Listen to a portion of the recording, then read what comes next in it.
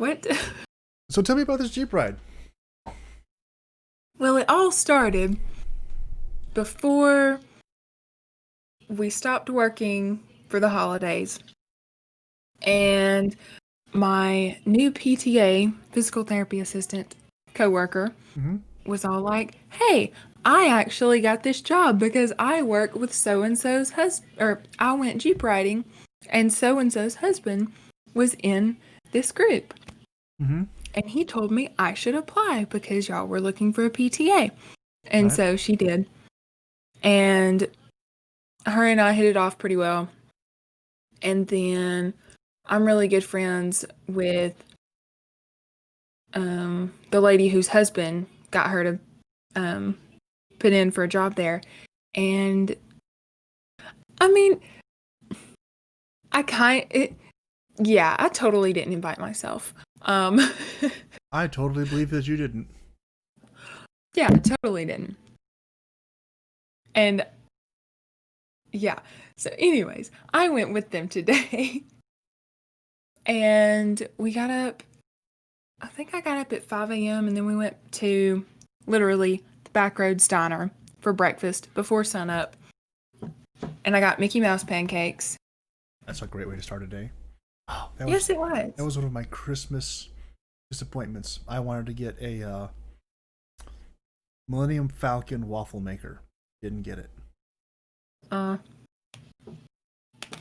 Maybe next year. Maybe next year. Yep. Anyway, go ahead, continue. Mickey Mouse pancakes. Yeah. Oops. Mickey Mouse pancakes. And so a whole slew of people who were going on this Jeep ride met us for breakfast. And then, probably 10 or 12 of us ate breakfast there. Mm-hmm. Then we went down by the lake and met other people. And then we drove up hour and a half-ish to a big hunting club that has Jeep trails and drove on those for several hours. And we hiked up into a cave and I hit my head on the cave ceiling because I'm tall and have poor knowledge of my surroundings, apparently. Right. So that was cool. And I rode with my coworker Tracy, her husband, and their son. And we hiked back out of the cave and drove around some more. Got mud thrown up on us and stuff. I was very muddy, but it was very fun. It was very worth it. And then went to eat at 50 Taters. 50 taters? 50 Taters. Please explain. So, I really don't know how to explain it. Let me see if I can find a link to the place, though, because if you live within 2 hours of Scottsboro, Alabama, that's something like you go to Unclaimed Baggage and you eat taters. It's just something you do. And this is actually the first time I've been to 50 Taters. I got the Bama, which was literally brisket on a toasted hoagie bun with peppers and onions and white barbecue sauce. Mm-hmm. Amazing. And I got sweet potato waffle fries mm-hmm. that came with caramel sauce to dip in. Right. So that was the bomb. And I've had sweet potato fries before, but never with caramel sauce. And let's just say like 10 out of 10. I remember the first time that I ever had anything sweet potato that I actually enjoyed. I was in Kentucky visiting Kuya, and apparently also Kuya's grandmother, because she made some sort of sweet potato casserole with like 3 inches of marshmallow melted over top. Mm-hmm. That was pretty decent. Mm-hmm. Mm-hmm. Hey, I see your face. You do, but the rest of people don't. So don't talk about that.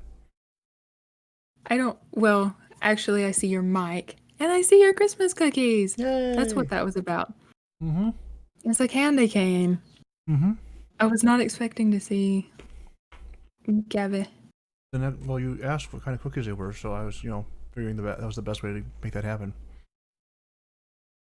If I can find there it is. I was trying to find the world's worst podcast thing so that I could send this picture. This place is 50 Taters. Huh? And I believe it. It is, yeah. It's where you go in Scottsboro, Alabama. There's also a cool little place there. It's called Payne's Soda Fountain or Soda Shop or something. And they've got, it's set up like an old-timey diner and drugstore type deal with the whole soda fountain and giant banana splits. And it's kind of gross, but it's also kind of cool.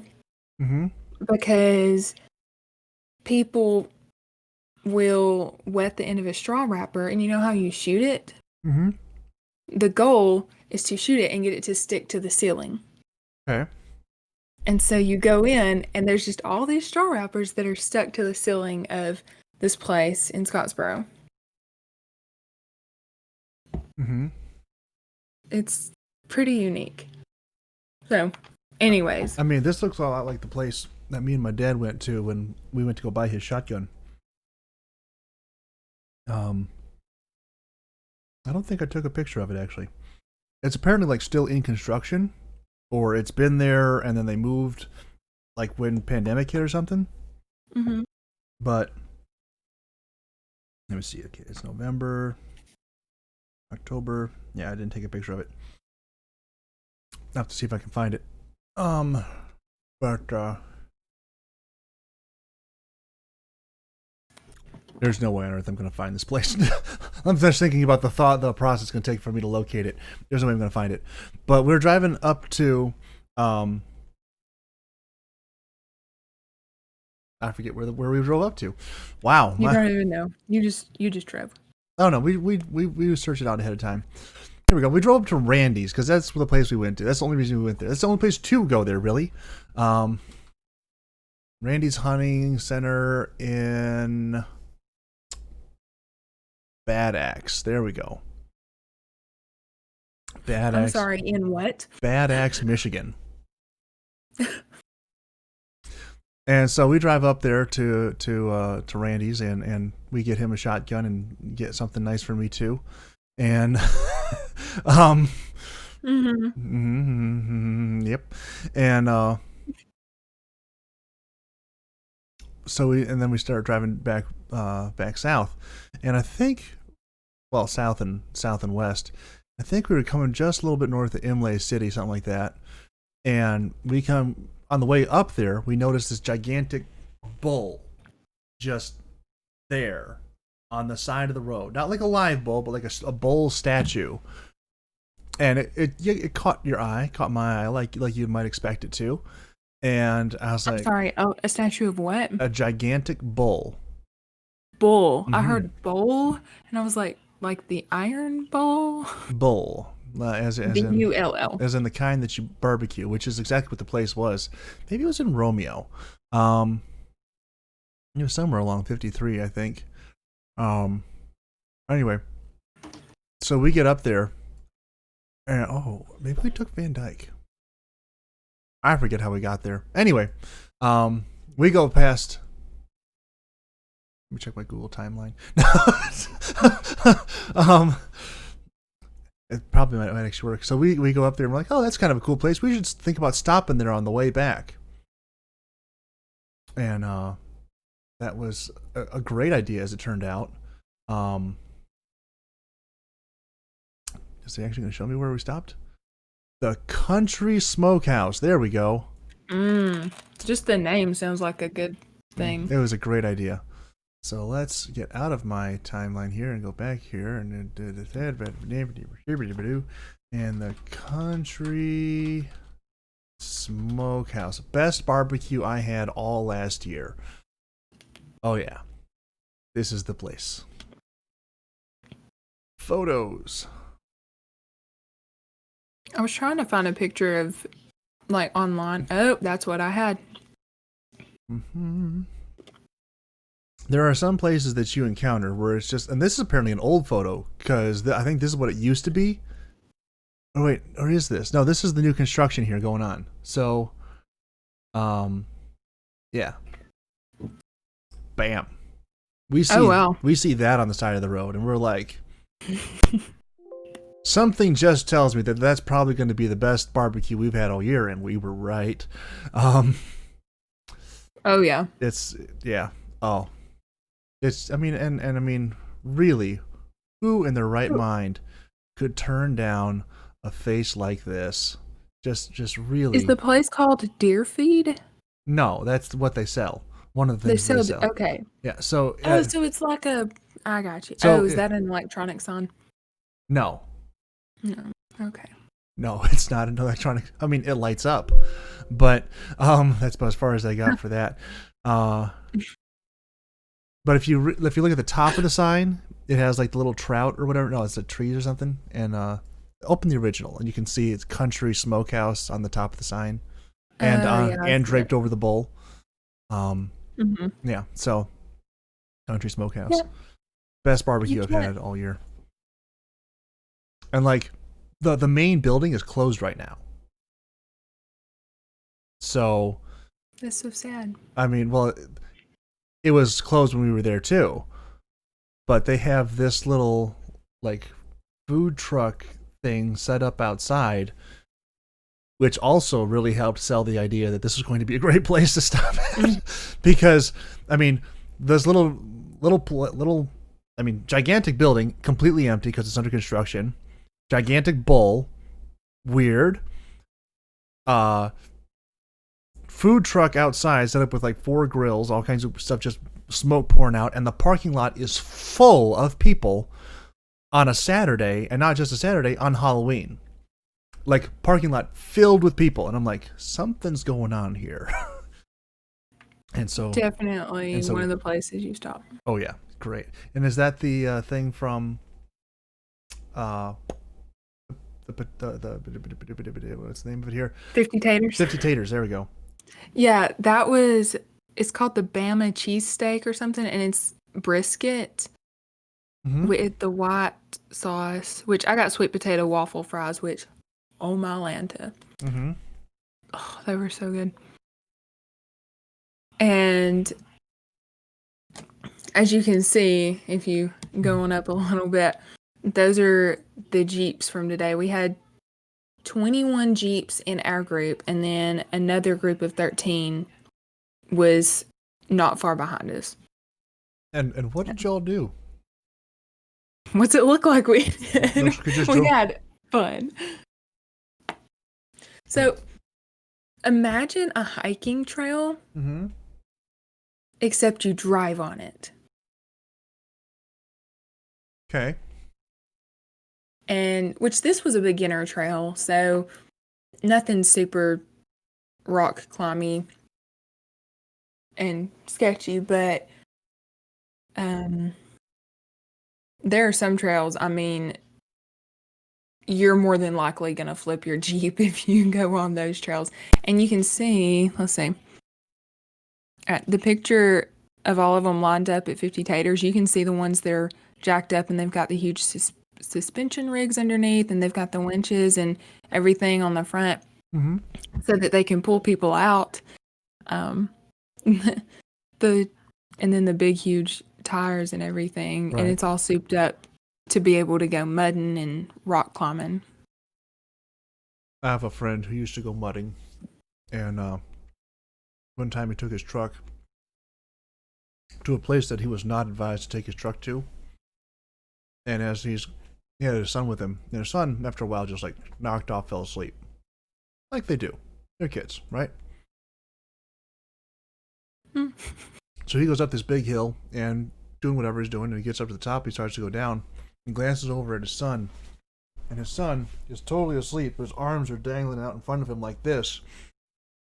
And people who are listening to the podcast, you just have to take my word for it. That I put my arms out in front of me like this. And yeah, it was It was at that point where he realized that he had perhaps gone beyond the specifications of his vehicle. And he started to, because I mean, Yeah. at that point, you can't back up.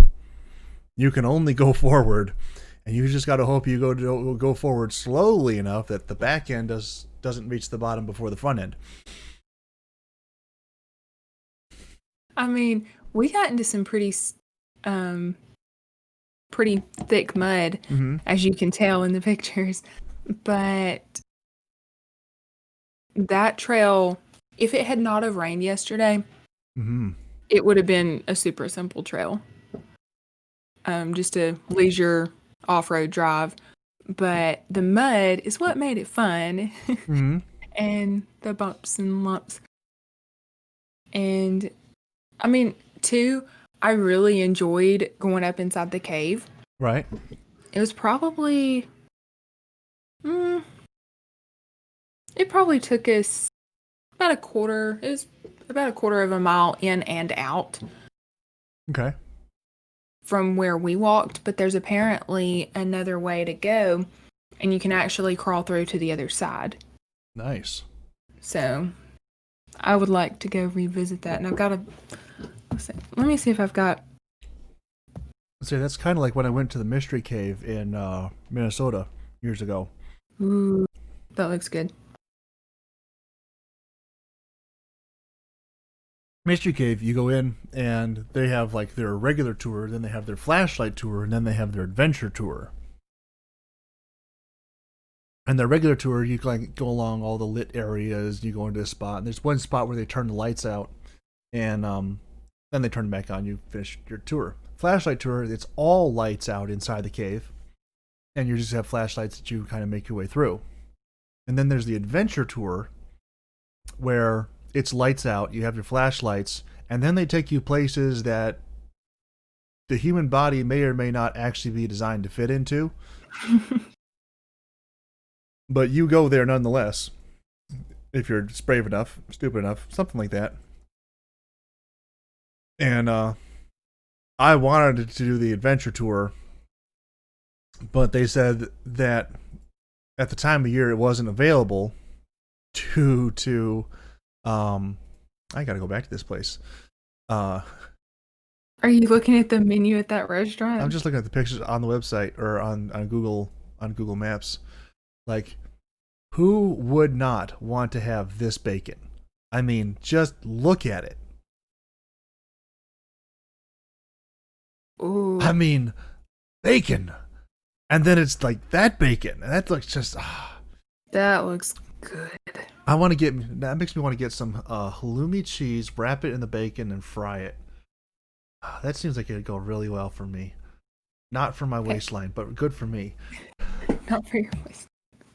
Have you... Same. I realized today, I was like, oh my goodness, I've gained a significant amount of weight. And there's a gym around here, and I can get, which if I buy the year, it's only $120 right now. Right. Versus paying $30 a month. So I would pay for it within 4 months, basically, if I were to do it monthly. So I'm kind of like, I should probably jump on that, because I do go when I have a membership.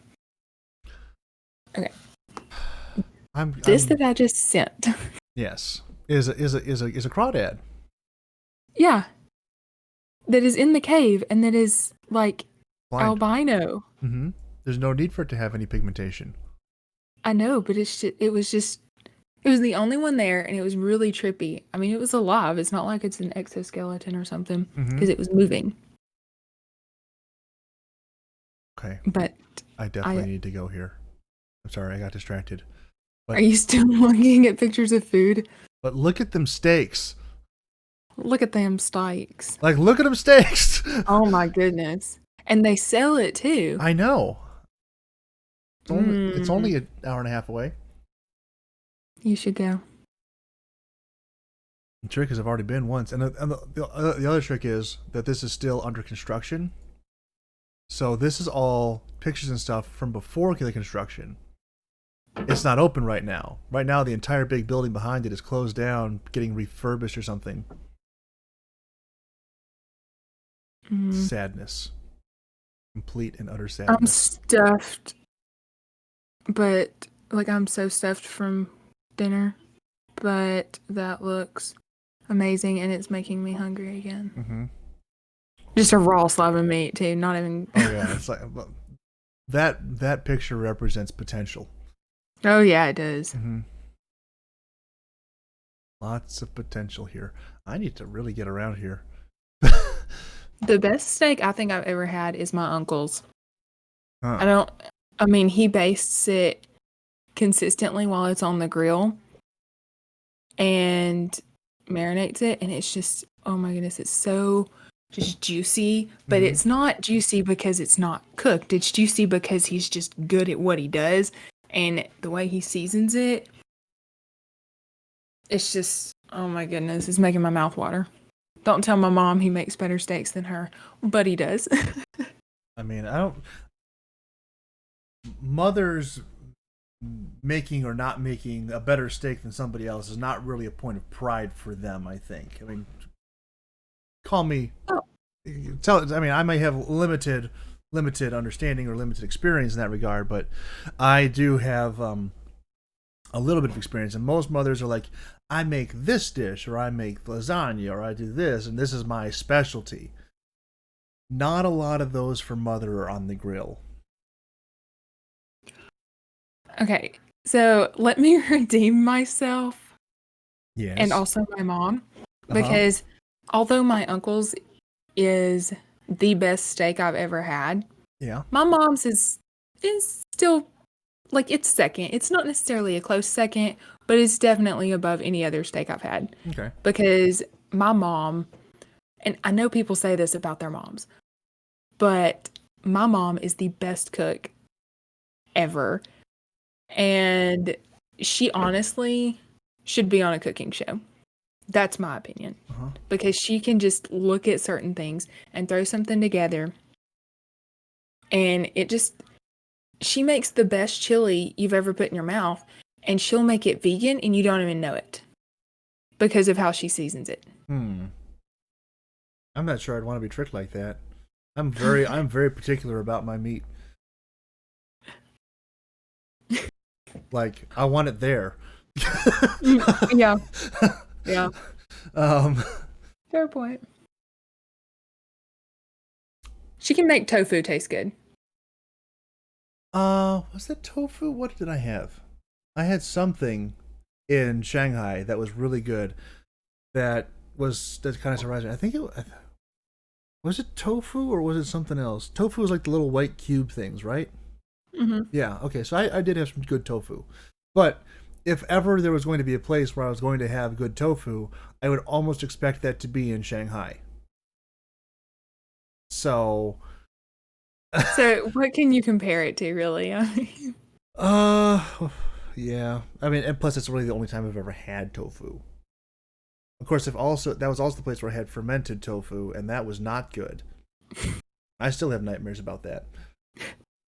I mean, when someone from the country questions if you're going to eat it or not, like, are you going to eat that? Like, really? just like random Chinese fellow manifests English to ask me if I'm in my right mind before I eat something. Yeah, probably. That should have been a good indicator that was not the best idea in the moment. Well, again, here's the thing. I'm stupid, and I'm a guy. You said it, not me. I know I said it, and I said it for a purpose. Not only are most guys stupid, and I am a guy, and I am stupid, and I am stupid for a guy. But with all that being said, well, that's actually entirely the reason. I was not about to like wimp out on this because the guy who set me up to eat it knew exactly what he was doing. And at the one hand, it's like, okay, screw you. On the other hand, it's like, screw you. Where it's like, you know, I can say screw you and just not do it, or I can say screw you, I'm going to eat it anyway. And I chose the second one, probably shouldn't have. You know how it goes. That reminds me of the time I earned my man card. That seems particularly difficult for you, but I am fascinated to hear how that worked out. Okay, my uncle he used to get together a bunch of buddies, coworkers from work, their kids and wives, whatever, and we'd all go eat, and then go to a movie. Right. We went one time to Buffalo Wild Wings, this super popular wings place. I don't know if you have those in Michigan. We have actually. Not only do we have them in Michigan, they're a client to the law firm that I work at. Oh, well, okay then. We went to Buffalo Wild Wings. Glad you know what I'm talking about. They're in trouble. That's a whole other story. Oh, probably things you shouldn't disclose on the internet. It's kind of like insider trading sort of thing, more than any sort of legal trouble that they're in. Anyway, go ahead. Gotcha. So nobody should act upon anything that I say on this podcast in regards to Buffalo Wild Wings stock or anything like that. Okay. Disclosure has been made. You're an inside trader and you should be persecuted. One of those two. One of the two. Your choice. But we went to Buffalo Wild Wings before we went to the movie. Mm-hmm.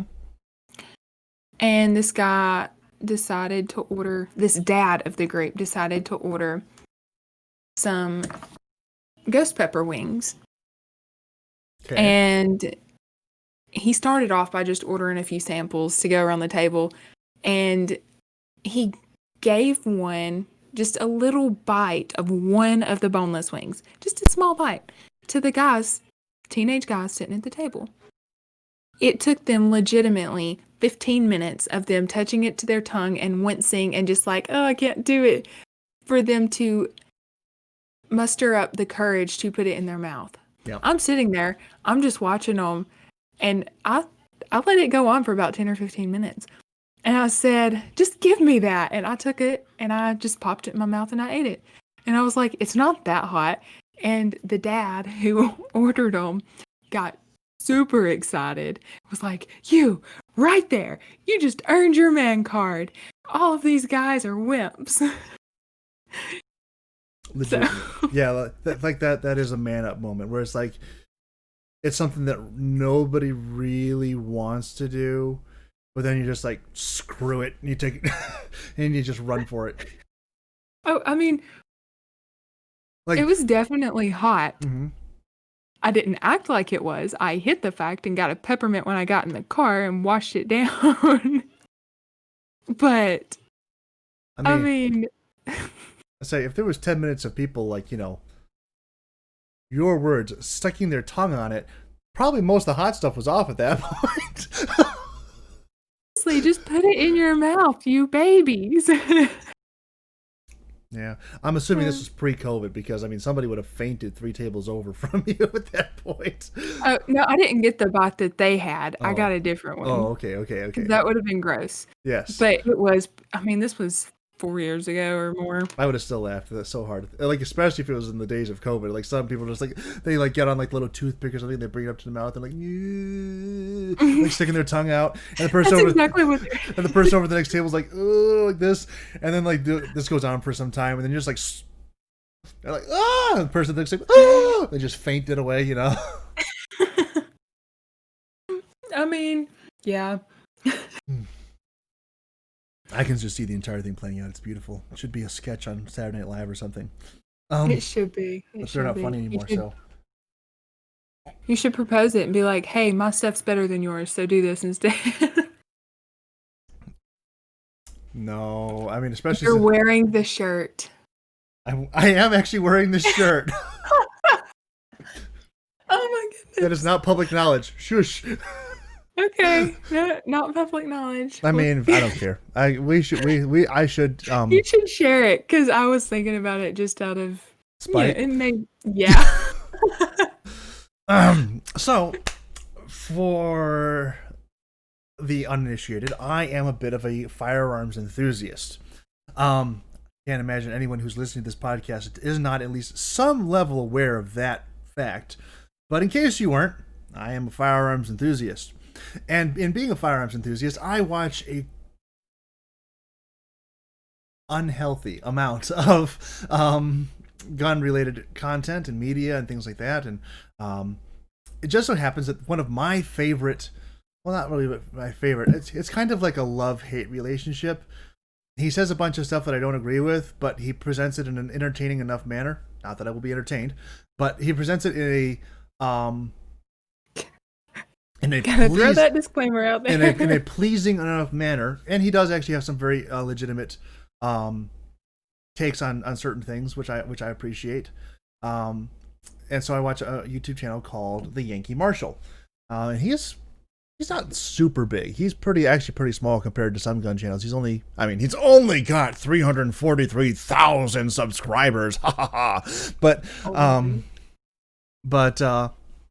the last couple of months, he's done a couple of new things with his channel. One of the things that he's done is he's calling his Concealed Carrier of the Day, where he requests his audience to submit pictures of their concealed carry and of them concealed carrying. And I'm like, oh, that's seems really cool. And so I watched him do it for like 3 or 4 weeks. I'm like, you know what? I want to get on this too. Now, this, of course, you have to understand, he's a very sarcastic individual, and so he always finds some way to make a dig at people. But I sent in mine, and it just so happens that I was the New Year's Eve concealed carrier, the last one of 2020, and he absolutely roasted me, which was wonderful. I'm so glad that he did. It was beautiful. For a while, I wasn't, because I sent mine in like 3 weeks ago, and I was just kind of the opinion, oh, okay, maybe it wasn't good enough. I made the classic internet mistake of not attaching the pictures to the first email, so I had to reply to my own email, be like, hey, forgot to send these the first time. And I just kind of assumed that it was going to go poorly. But that's what made you stand out. Actually, what made me stand out, I think, is because of the particular gun that I carry. He was talking about another gun from that same manufacturer, and it just blended well. Which I am also very interested in the gun that he was talking about from the same manufacturer, because that also looks fantastic. But that's a whole other story. And yes, so that's a thing, or could be a thing. I like 10 millimeter. Anyway, so he posted up there, and he because of the shirt that I was wearing, he likened me to fellow from Blue's Clues. Fairly enough. Yeah, and just so happens that he's currently wearing that same shirt. That's not general knowledge. I didn't even think about that until you mentioned it. No, I noticed it forever ago, but I chose not to say anything, and then I just couldn't help it anymore, so I blurted it out. Oh yeah, just take shots. Throw me under the bus. I mean, somebody's got to. Got to keep you humble, right? Someone has to try. It hasn't worked so far, but someone has to try. Yeah. All right. I guess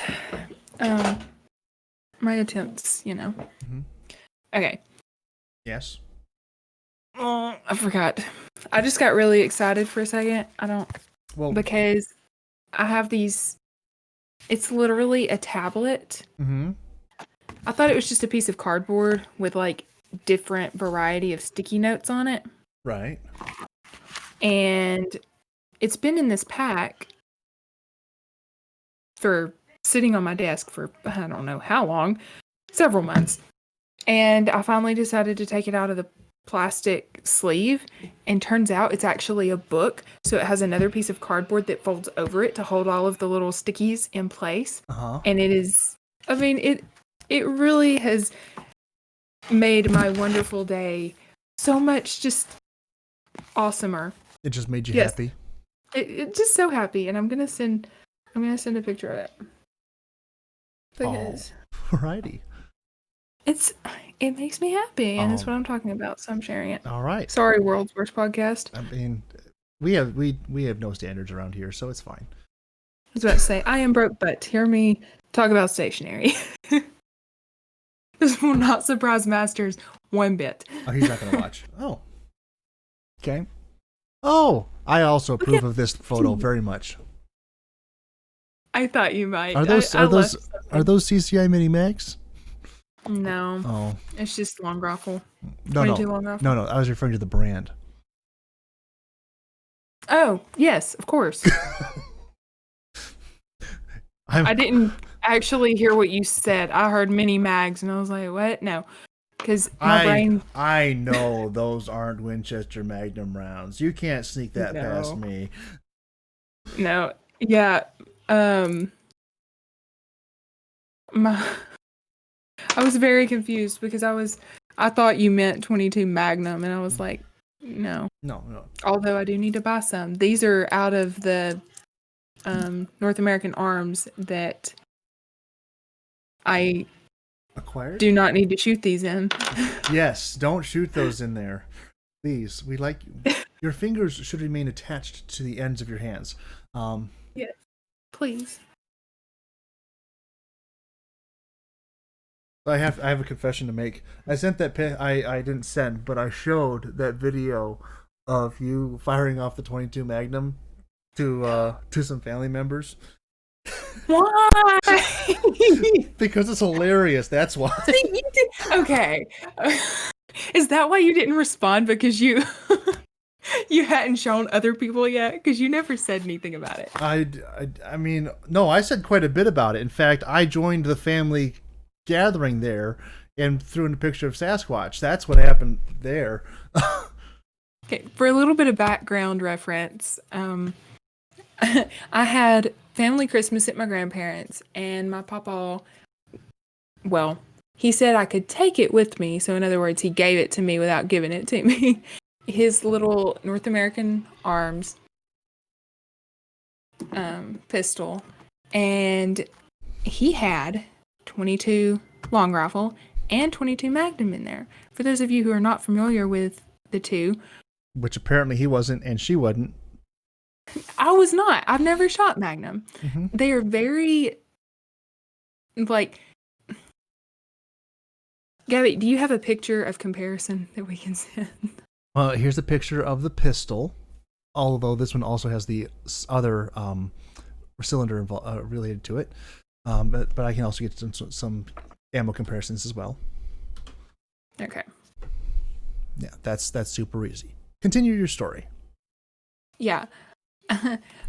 But I shot this firearm with no hearing protection because I was like, oh, I'm just going to shoot 2 rounds through it. I've never shot 22 Magnum, which is, by the way, way louder than long rifle. Mm-hmm.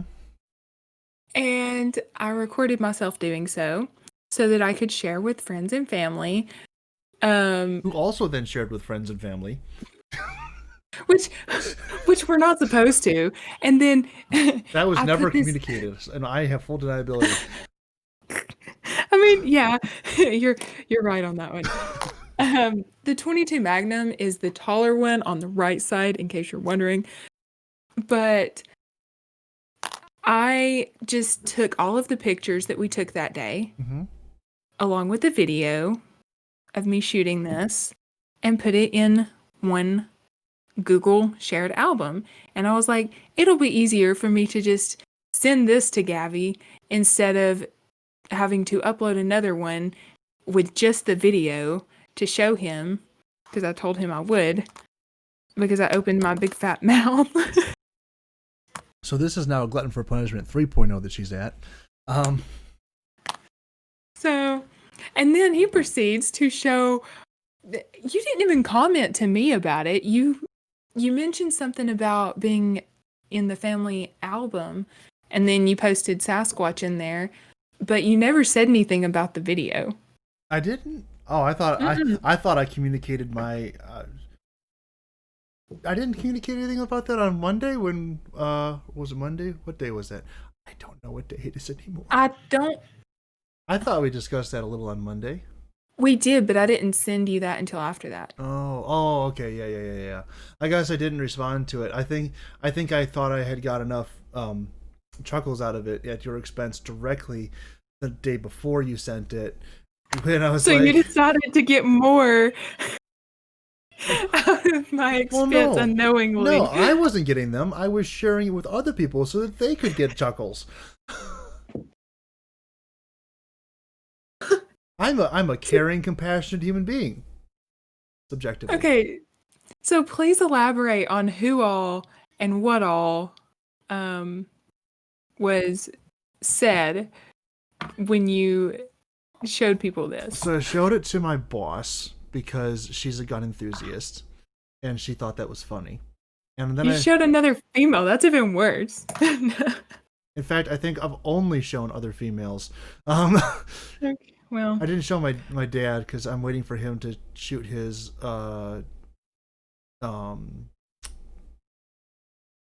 what is it? I forget what the moniker is, but he has a 22 Magnum autoloader that he has yet to fire yet, and if he doesn't do it real quick, I'm gonna take it to the range for him.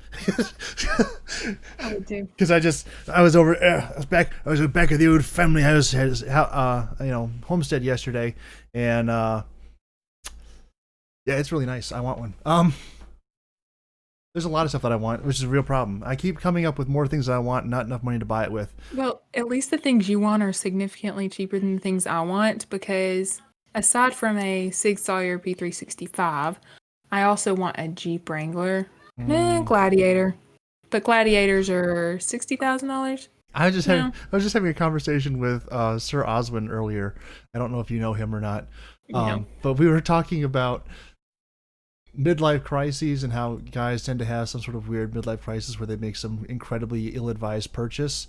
And I told him what I wanted to do. I told him, like, I have planned out what my midlife crisis purchase is. It is the most impractical thing possible, but I want one so badly. Nonetheless, and here let's just throw this in here too. This is a Taurus Raging Judge.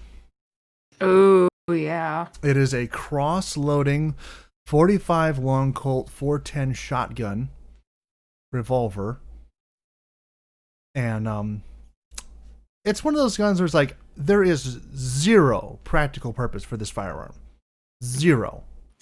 Okay, define practical, because fun could also be considered practical, right? In that regard, it is eminently practical. But I mean, for any kind of shot pellets, it's a rifled barrel, which increases the spread, which means even with a 4 or 5 inch barrel like this one has, even at 10 yards, it's shooting a 6 foot pattern. So whatever's in your way, it's gonna get full of lead. No, because the pattern spreads out. So at 6 feet, if you're firing a 410 buckshot, there's only 7 pellets in that, with a 6 foot circumference circle where that buckshot might be at.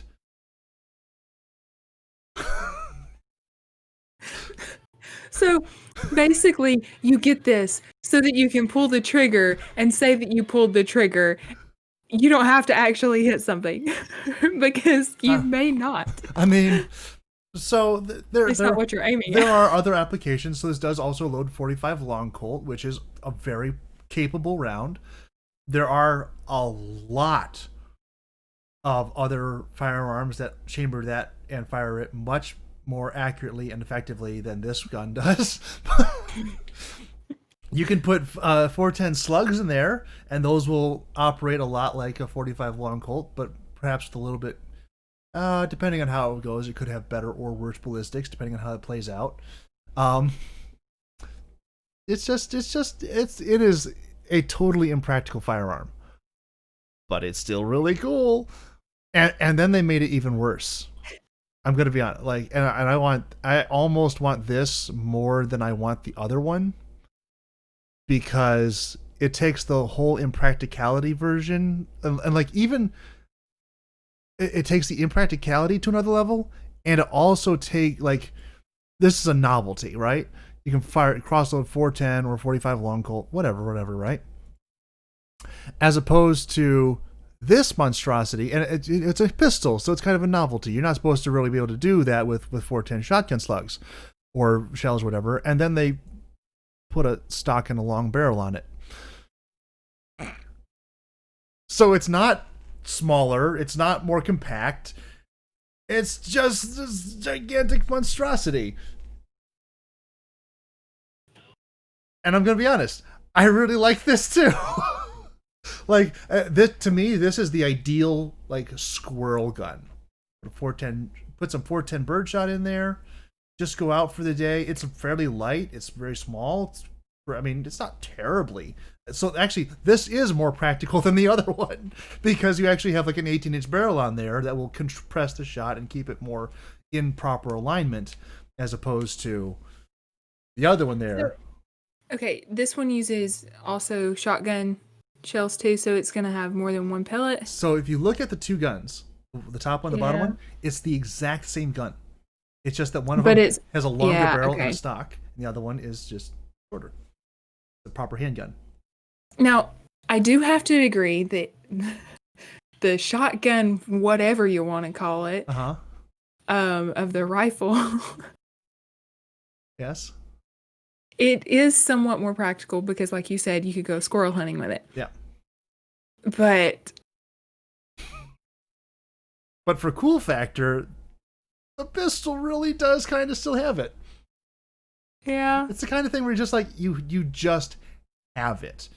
This is something in your first person shooter games that you would have for point blank. Oh, and actually, this gun was in Call of Duty Black Ops 2. They did have a version of the Taurus Judge in there, and it was hot garbage. Like, absolutely hot. Because they, somehow or another, although they made it to be fairly accurate in terms of its portrayal of actual effectiveness. Anything past about 12 feet, you weren't even hitting the guy. Like the pellets were just everywhere, and you could dual wield them too. But if you were on a guy like right up next to him, there was no escaping that. Like, you're done. You're just boom. Occasionally art imitates life. But if they were more than 15 feet away, give it up. You might as well not just point it at yourself at that point. Because hey, it's a video game. You're allowed to say that. A video game? It's a video game. Video game. Okay. The difference in what happens during this podcast with me versus Masters is quite amusing. I just have conversations with people. Whoever's there is immaterial. Oh yeah, I agree 100%. If Masters were to be watching this feed or were to listen to the podcast, he would be extremely just...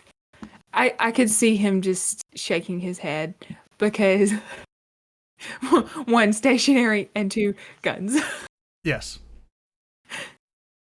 I mean, and that also Jeeps and barbecue. I mean, what's wrong with that?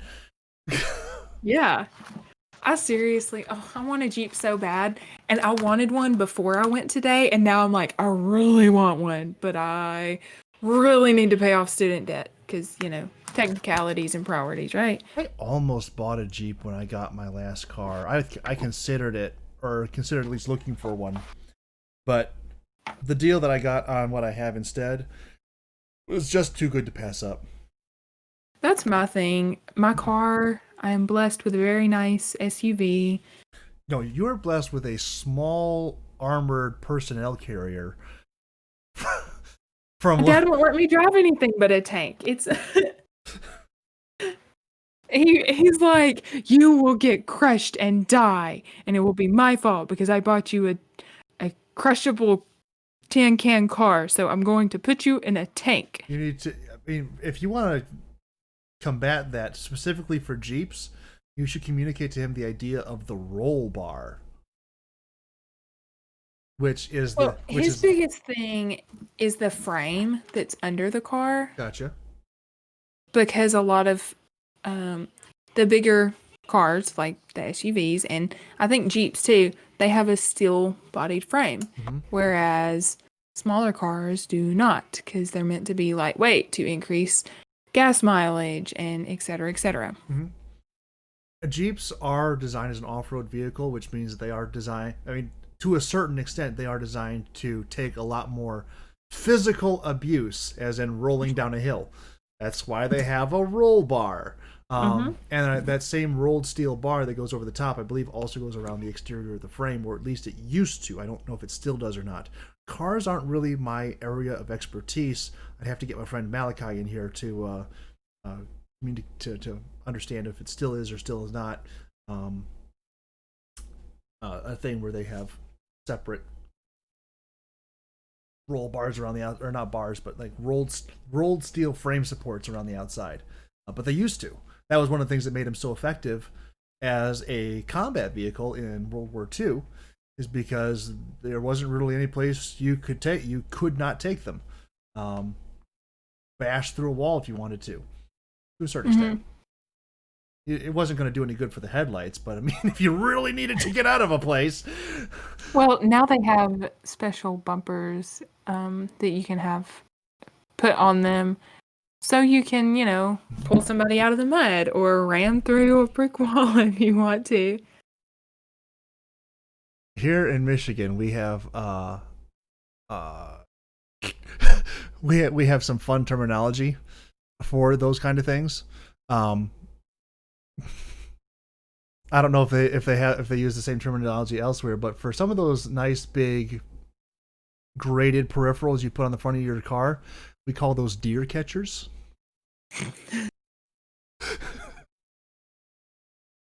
I mean, oh my! I never saw that picture before, and I don't ever want to see it again.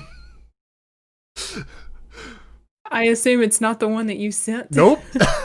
It's a deer catcher that caught a deer. Oh no! I don't think they can salvage that venison. Oh no. It's bad. Oh dear. You would.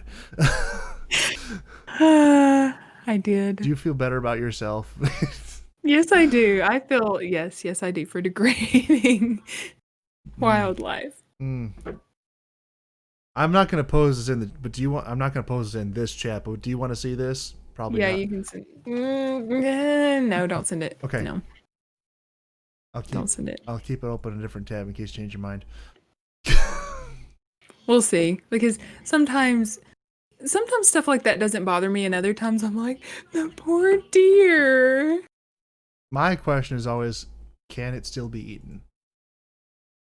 In this case, the answer is no. Go ahead and send it.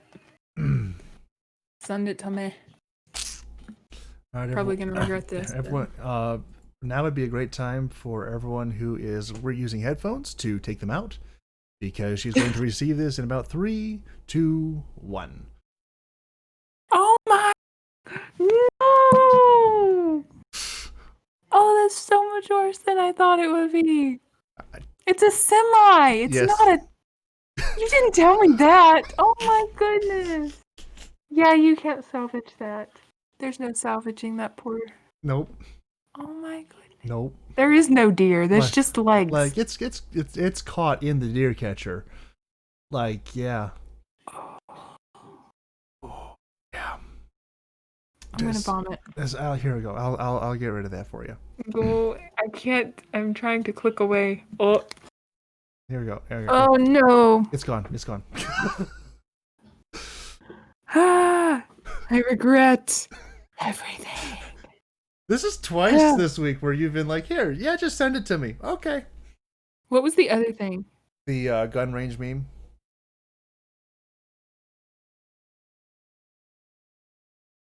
The yeah. Mm-hmm. The Trojan horse. Yep. I mean, that one is pretty funny. That one's less scarring. Fair. Things I can't talk about on the Ethernet. I mean, it's the internet. You can talk about anything you want. Whether it stays up, there's a whole other matter. Things I shouldn't. Where's the question then becomes, if you shouldn't talk about it on the internet, should you really be talking about it anywhere else? Well, it more so my friend, Ducky's best friend, my friend-ish, she calls me Lemon. I don't know. You have a lot of weird nicknames, don't you? I do, actually. I really do. I feel like we should have a listing and then we can just kind of pick which one we like best. Broke butt, though, is hard to beat because with the number of times you've broken your butt, it seems to be the one that sticks around the most. My favorite thing about, well, I mean, you say that because you don't know me by anything else. I mean, I lack a lot of context for probably a lot of these, and apparently you lack context on why she calls you Lemon, but that's a whole other story. She lacks context on that one. Okay. I asked her one time and she said, I don't know, because you're sick a lot, I guess, and you keep breaking things. I don't know. I just came up with it. Oh, I understand her. Lemon like a lemon car. Yeah, that makes sense. I like the context to be like, yes, that's a good or no, but I understand if that's her reasoning why she would say that. Okay. I mean, when she gave me the nickname in high school, I was sick a lot. I had a lot of health issues because of lots of reasons that I shall not discuss and bore you with. Were at least 3 of them breaking your butt? Nobody asked you, Gabby. Nobody asked you, okay? No, in perfect context right there, I asked you. That's how that works. But nobody asked you, so therefore, question averted. No, not terribly, but it was. I mean, actually, question was probably answered with that, but that's okay. It was totally answered. Yes, broke butt was a significant reason. Broken of the butt was, yeah.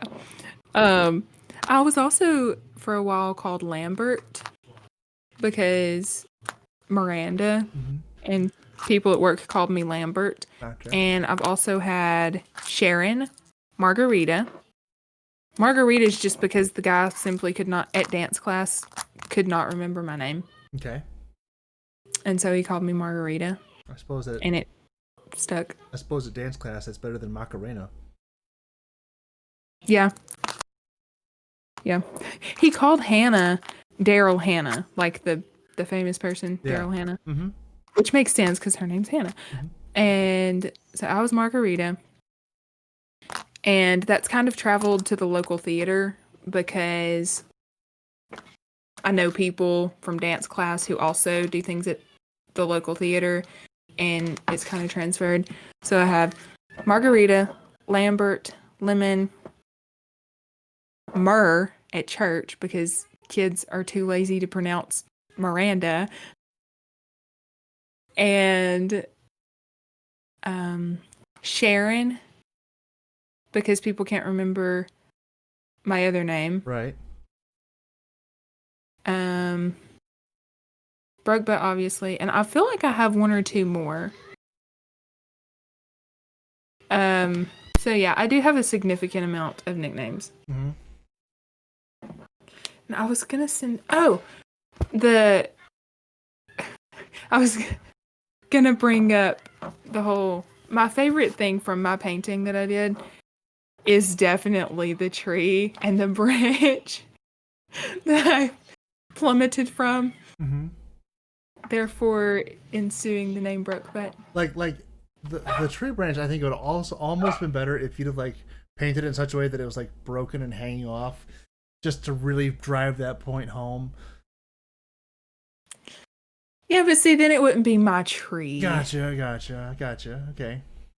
I mean, yeah, that would be there, but I know, and people whom I tell know. Mm-hmm. Mm-hmm. I don't necessarily want everybody asking, why is that branch broken? Well, that wasn't the only thing that broke that day. The branch didn't break. Oh. My makeshift hammock didn't stay makeshifted very well. So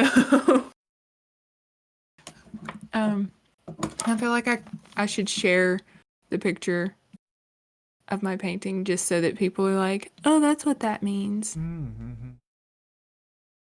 Or at least of the branch. And I'm gonna take some scrolling. That's fine. We're used to that. Long dead periods of silence in the middle of an audio only podcast. That's exactly what we're looking for. Okay, scrolling through our messages though. That's a scary thought.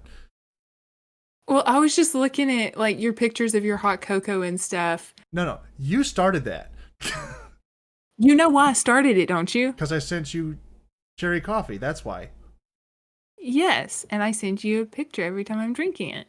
Mm-hmm. And then you just kept it up. Because you ran out. I will Okay. every time. And also, so the Snoopy mug that Masters gave me, mm-hmm.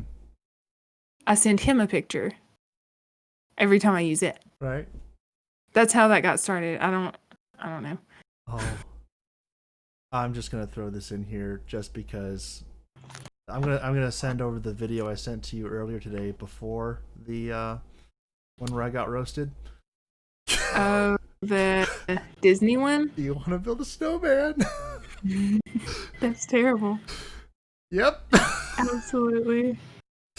Oh, that's amazing. Because you know Sass is going to watch that. Right now, in fact. He's watching it right now. Right now. Oh, man. Yep. It's one of those things where it's like, I know in my heart of hearts I should not be laughing at this. But I can't help it. It really is terrible. Like, it's... Do you want to build a snowman? Boom. Those of you who are not aware of what's going on should check out the Discord. There's a link to that in the description down below, or wherever else you're watching this or listening to this or yada yada yada yada. Yep. So that is the branch of why I am broke, but because I made a hammock out of a bed sheet that failed. And it's fine. I fractured my pelvis. So, from this picture, and knowing now that that is the branch, this creates a question. What's the question? That appears to be fairly high off the ground, like at least 10 to 12 feet. Okay, so the painting is not exactly to scale. Yeah. Okay. Oh wait, that's not the right picture. I was gonna send. That is not at all the updated last final thing of my painting. There's a couple, daffodils which are missing from this picture. Mm-hmm. Well, that was the one that I had circled the branch on, but it would have been faster to do it this way. Anyways, so for those of you who are out of context, my dad has my parents live on the property that my grandparents purchased and built a house on. My parents moved into that house. Well, my whole family did when I was 13, 14. And my parents still live there. The barn was there when they bought the property. It's over 100 years old. It's a dairy barn. A tornado hit it on Easter Sunday. And it's still standing, but it really shouldn't be. So I painted the scene for my dad's Christmas present. And this is what this is. And the branch on the tree that I painted, on the tree that I love to climb and hang out in and everything, is where I tied my makeshift hammock, which failed miserably. And caused me to plummet onto the ground, onto a root that was sticking up and fracture my pelvis. Not my tailbone, my actual pelvis. Mm. Yes. And yeah. So this isn't completely to scale because it would have just been a lot, but I put the important things in there. Right. And you get the general idea. Like, technically, you should be able to see the house behind the barn. There's actually a telephone pole, and the tree is further down. So... Well, I mean, even within this context, just looking at it here, the roof of the barn appears to be at least 6 to 7 feet high. Even at that low angle. Yeah, okay. And that's about accurate. Okay, and the tree is behind the barn, correct? Mm-hmm. And the branch in particular is above the roof of the barn. Yeah. I guess that branch is about 8 foot up Mm-hmm. because I had to reach to be able to tie that to it. You couldn't just pull off one of those Klaus maneuvers where you just kind of chuck it over and it whips around and locks in place with the metal hook on it. And Yeah, I'm not that crafty. I'm just saying that. Number one, that was a great movie. Number two, Mm-hmm. that might have worked a lot better.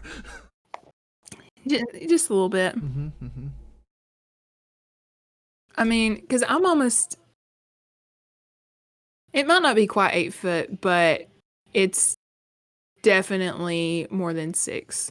Mm-hmm. It's between 6 to 8 foot. So, yeah, that. Mm-hmm. Yeah. See, I was like 17, 18. Let's see. That was so long ago for some of us. 3 years. It was actually only 3 years ago. So I was 19. So, or just about to be 19. So you've broken your butt a lot. More than once. In a short period of time. Well, that's where broke butt came from 3 years ago. Right. So were the other ones before or after that? Before. Okay. To my knowledge, I've not done that again. Probably to the best. I mean. So I got thrown off a horse one time. Mm-hmm. On my birthday. I was swinging when I think it was my 15th or my 16th birthday. I was swinging at church. The swing broke. I fell onto the side of my hip. So I fell sideways. And the impact shifted my hips out of place. Yep. To the point to where the impact on the left side of my hip pushed into my coccyx. Fracturing it. Yep. On my birthday. And then the other times, so I think it happened once for sure, maybe twice on the gym floor. Okay. Playing basketball. It's like one of those things where it's like, I might have broken it. Fine, don't worry about it. I mean, it's definitely happened more than once, which is probably why my coccyx shifts. And I have to go to the chiropractor and him adjust it. It's not fun. It's not pleasant. I do have problems because of it. I can well imagine you having problems because of that. And then to have extra fun, you just decide to break the whole pelvis at the same time, It's a hairline fracture. It was a deep hairline fracture. It hurt worse than the other ones, but it was... No kidding. Yeah. Kind of reminds me, I mean, not kind of, it really reminds me of a better story about breaking a pelvis. Okay. Strangely enough, so a friend of mine, he told me this story. A lady that he knew was over in Africa. And while she was over there, she fell downstairs and did not fracture her pelvis. She broke it in two. Oh no. Oh yeah. Like separated it from the sacrum? Like I think it was like shifted to one side or the other. But it snapped in two pieces. Like one side is over here, one side is over here. Oh no. Oh yeah. And so she passed out from the pain, obviously, and she wakes up the next day in an African hospital. Which, if you're know anything about hospitals, African hospitals are not the hospitals that you want to go to, at all. And so, she wakes up and she's tied to the bed, and she's like, "What's going on?" I'm you can't move. What do you mean I can't move? You broke your pelvis. You're going to be here at least 3 to 6 months. And she's like, I am not staying in here for 3 to 6 months with this. No, I'm not staying in an African hospital for 3 to 6 months. And so they're like, there's nothing you can do. You're stuck here. And so she was there on a missions trip. And so the people that she was there, they came and they visited her and they prayed with her, kind of thing. And she calls the doctor later on that day, and she's like, so I cannot stay here. And he says, you can't leave. You are physically incapable of leaving. And she says, no, you don't understand. I have a plane ticket for tomorrow. I'm going to be on that plane. He says, "Would you like me to go get your?" So he leaves. He gets her X-rays back, and he brings them in. He says, "Okay, you see this part and this part. You're supposed to be like." He's laying it out for her. You can't go anywhere. You are physically incapable of walking. And she says, "Watch me." And so she whips her legs out of bed, stands up. No problems. And he looks at her and is like, that's not supposed to happen. You should get back in bed now before you collapse on the floor. She says, according to what you just said, I should not be able to stand here. He says, yes, that's correct. She says, I'm standing here. What are you going to do about it? He says, there's no way on earth you're going to leave here. She says, if I can walk out of here, can I leave? No. But I fine, whatever. You can't walk. So she just walks right past him. And so her husband was in the waiting room, and she walks in there, and he's like, "What, did they get it wrong?" She goes, "Nope, my pelvis is broken. Let's get out of here." And he's like, "Okay." So they get themselves put together, and she goes to the airport the next day, and they are about to get on the plane, and somehow or another they came up at the airport that she had a broken pelvis, and they're like, we can't allow you on the plane. It's a health risk. It'll cause some issues. She goes, well, if I have a broken pelvis, then I shouldn't be able to walk, and I'm clearly walking, so clearly I don't have a broken pelvis. Well, they didn't really know how to respond to her for that, so they let her get on the plane.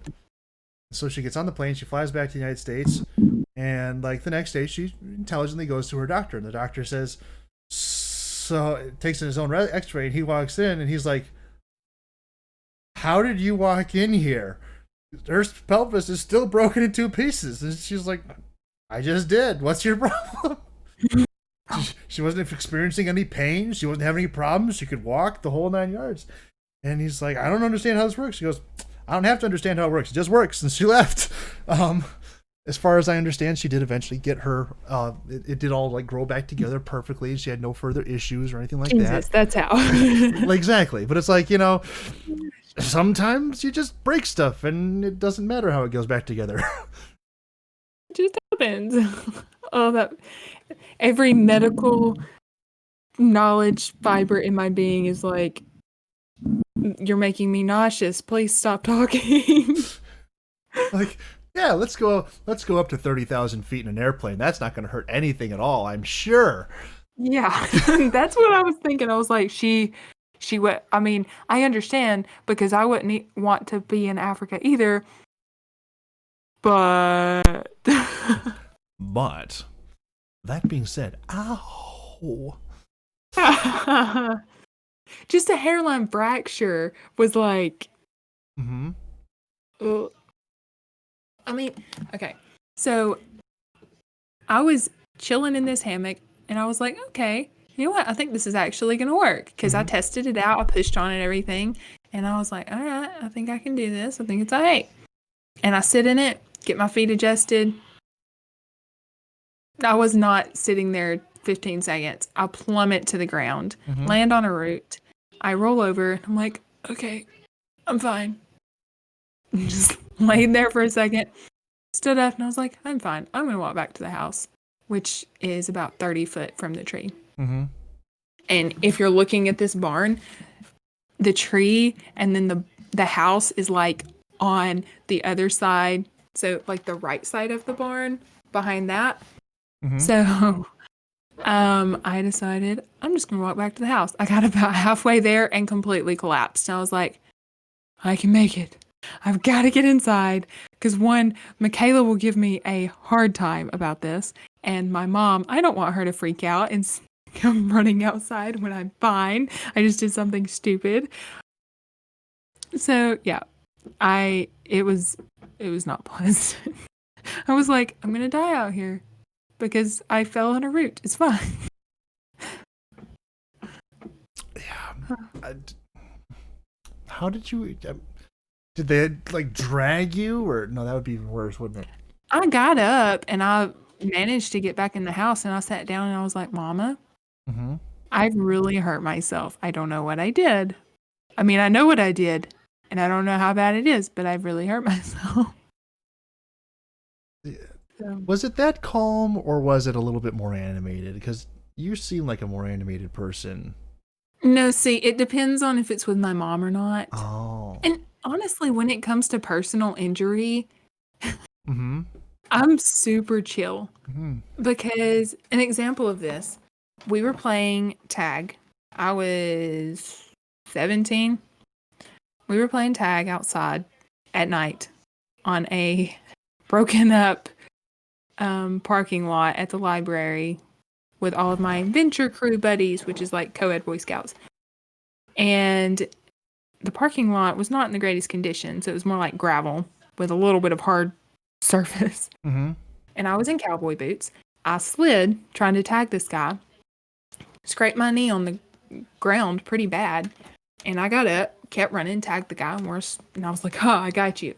And we're all standing there talking, and my best friend Hannah was there that night.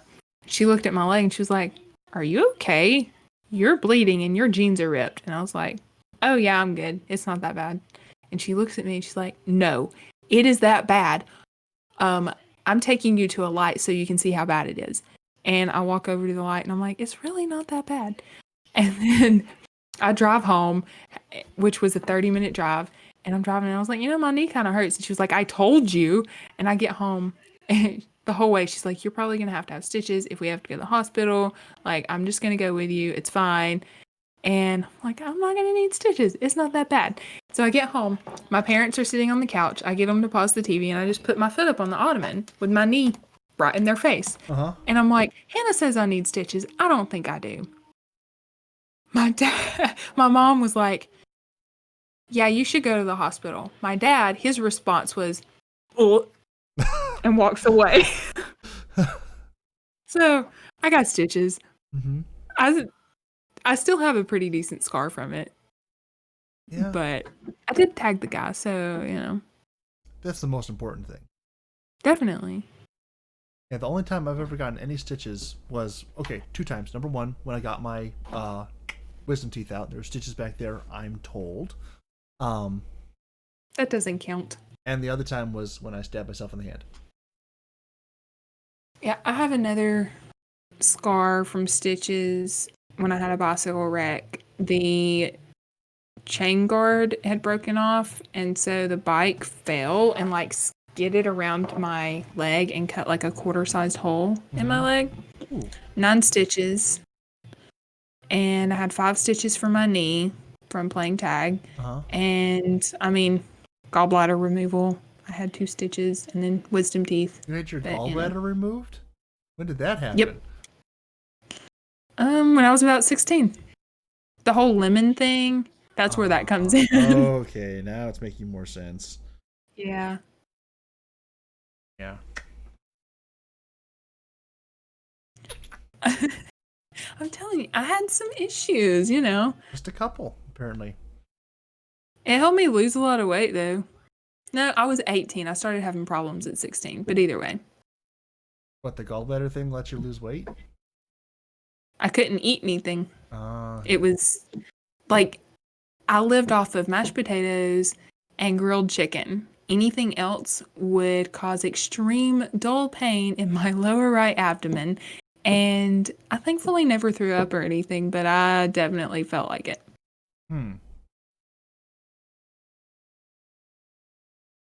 It was no bueno.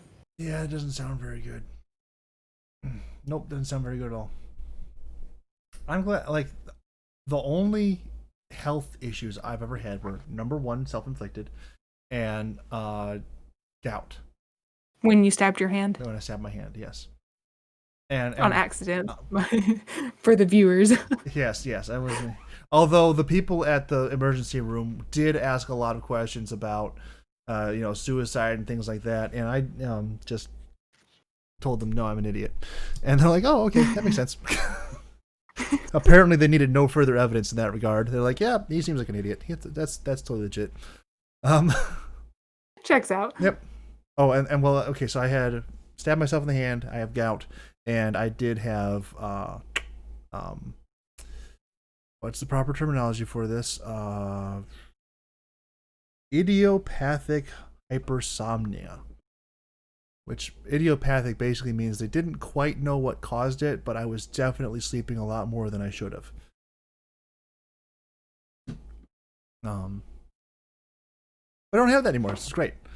Although, if you give me 5 minutes, I can definitely go to sleep. No problems there. Yeah, I'm pushing it because this wedding I went to this past weekend, New Year's Eve, is fun, but I was the photographer, so I worked basically 7 hours straight on my feet, moving constantly. And the night before for the rehearsal, I was also working that and taking a bunch of pictures because I wanted to make sure I had everything right and knew my cues and where to be, because I was the only photographer. And generally with a wedding, you have 2 to 3, so you can get all the different angles of the bride walking down the aisle, the groom's face, and all the things. And I did have someone in the back taking some pictures, but it was basically just me. Gotcha. There's somebody back there with their cell phone just going, I got this one. They're shaking like this. And just whenever I get married, I'm going to ban cell phones, because that is a big pet peeve of mine. It's people at weddings all with their cell phones out, taking pictures, recording. I'm like, be here and just enjoy this for them and with the couple. Oh, that's a thing. It's like, that is really okay. So there will be pictures, I promise. There's a photographer for a reason. Right. Anyways. Well, I mean, so I've been to Africa, dadgummit. And in being in Africa, I took a lot of pictures between my 2 trips to Africa. I have somewhere between 23 and 2,500 pictures between the 2 trips. Quite a few. I wish I had taken fewer pictures. I mean, despite the fact that I can look back now and be like, yeah, I can see this and this, but rather than worrying about picture and exposure and lighting and this and that and the other, I wish I had just been there experiencing it, as opposed to trying to wrestle with some third-party peripheral camera device going, I can't get this to focus on the lion. I wish I had just been looking at the lion, as it were. And not just... Plus, if I hadn't have had the camera, then there would have been a lot. So, when I went to Madagascar... Give me a second. Dropped something, had to pick it up. When I went to Madagascar, I had not the best camera, but I had a decent enough camera that people still were kind of interested in me seeing the pictures that I was taking. And so that translated itself into sending me to certain positions to take pictures. Now, I am a very introverted person and don't particularly like to be the center of attention unless it's a point where I'm actually supposed to be the center of attention.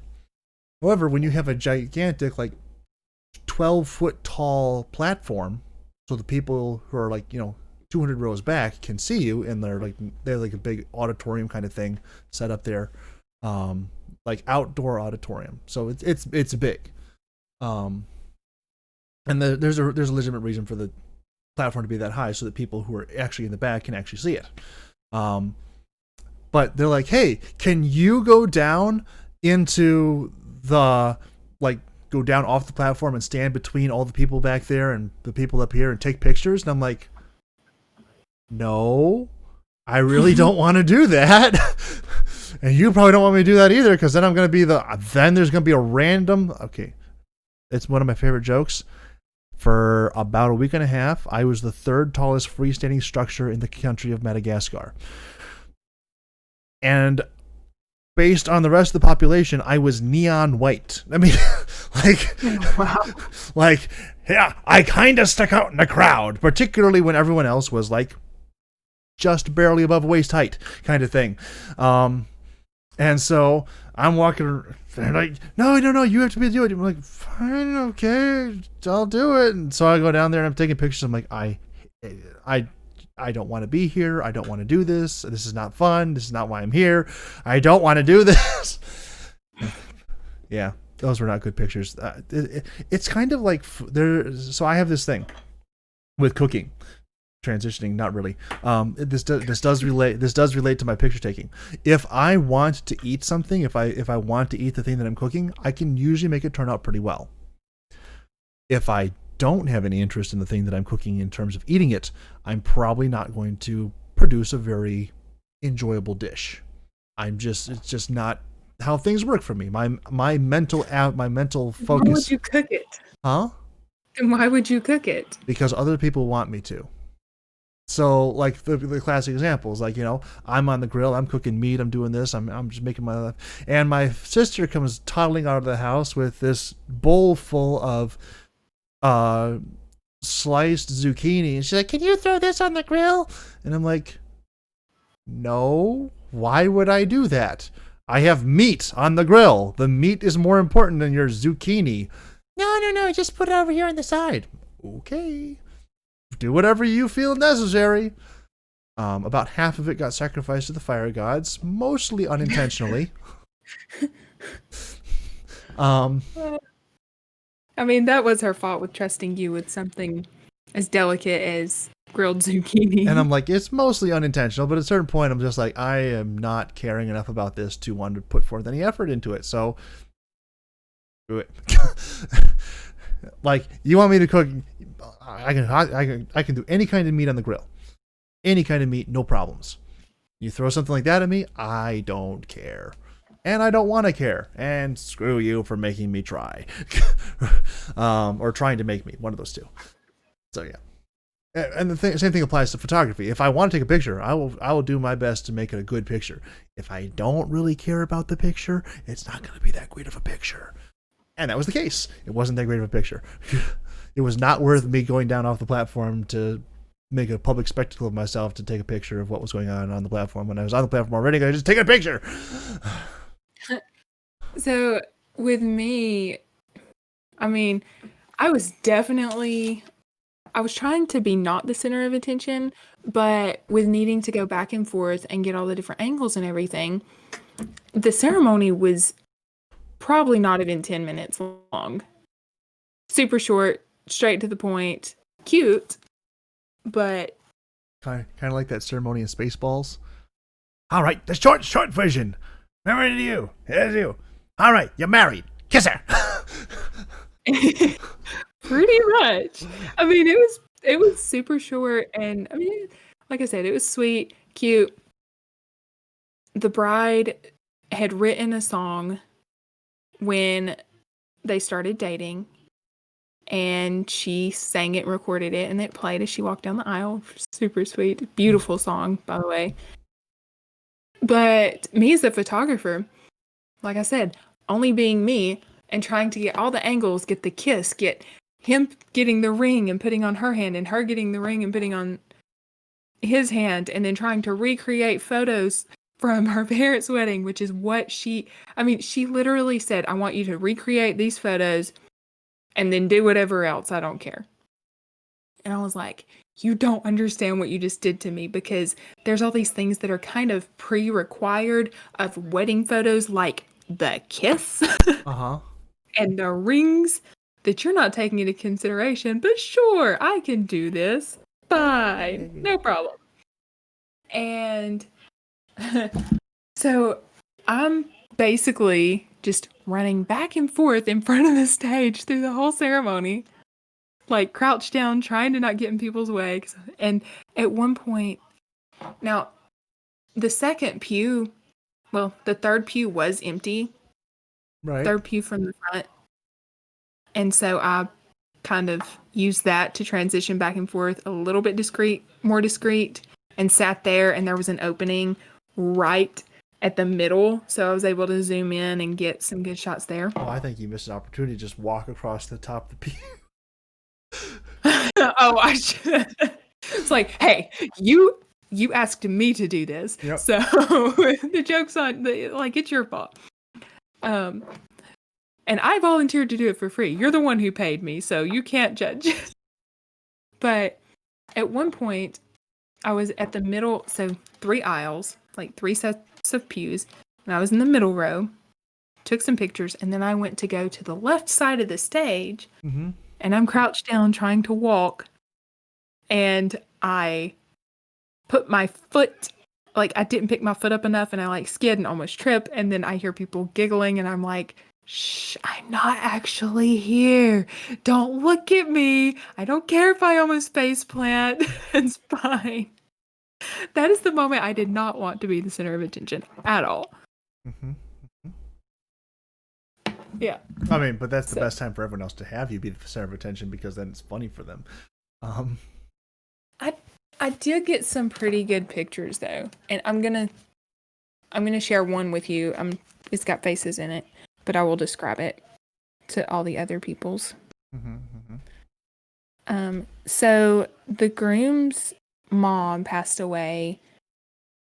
I want to say he was like 16, and they had a little memorial type thing with in memory of and her picture. Okay. And I didn't manage to do anything because I was not trying to take this photo. But somehow, by the grace of God, this picture was taken with them out of focus, and then in the background, the sign that said in memory of and the picture of his mom. And they're both laughing, like on their way out of this ceremony. And it is just, it is my favorite picture from the whole night. That's and it just, it gets me in the feels. That's really good.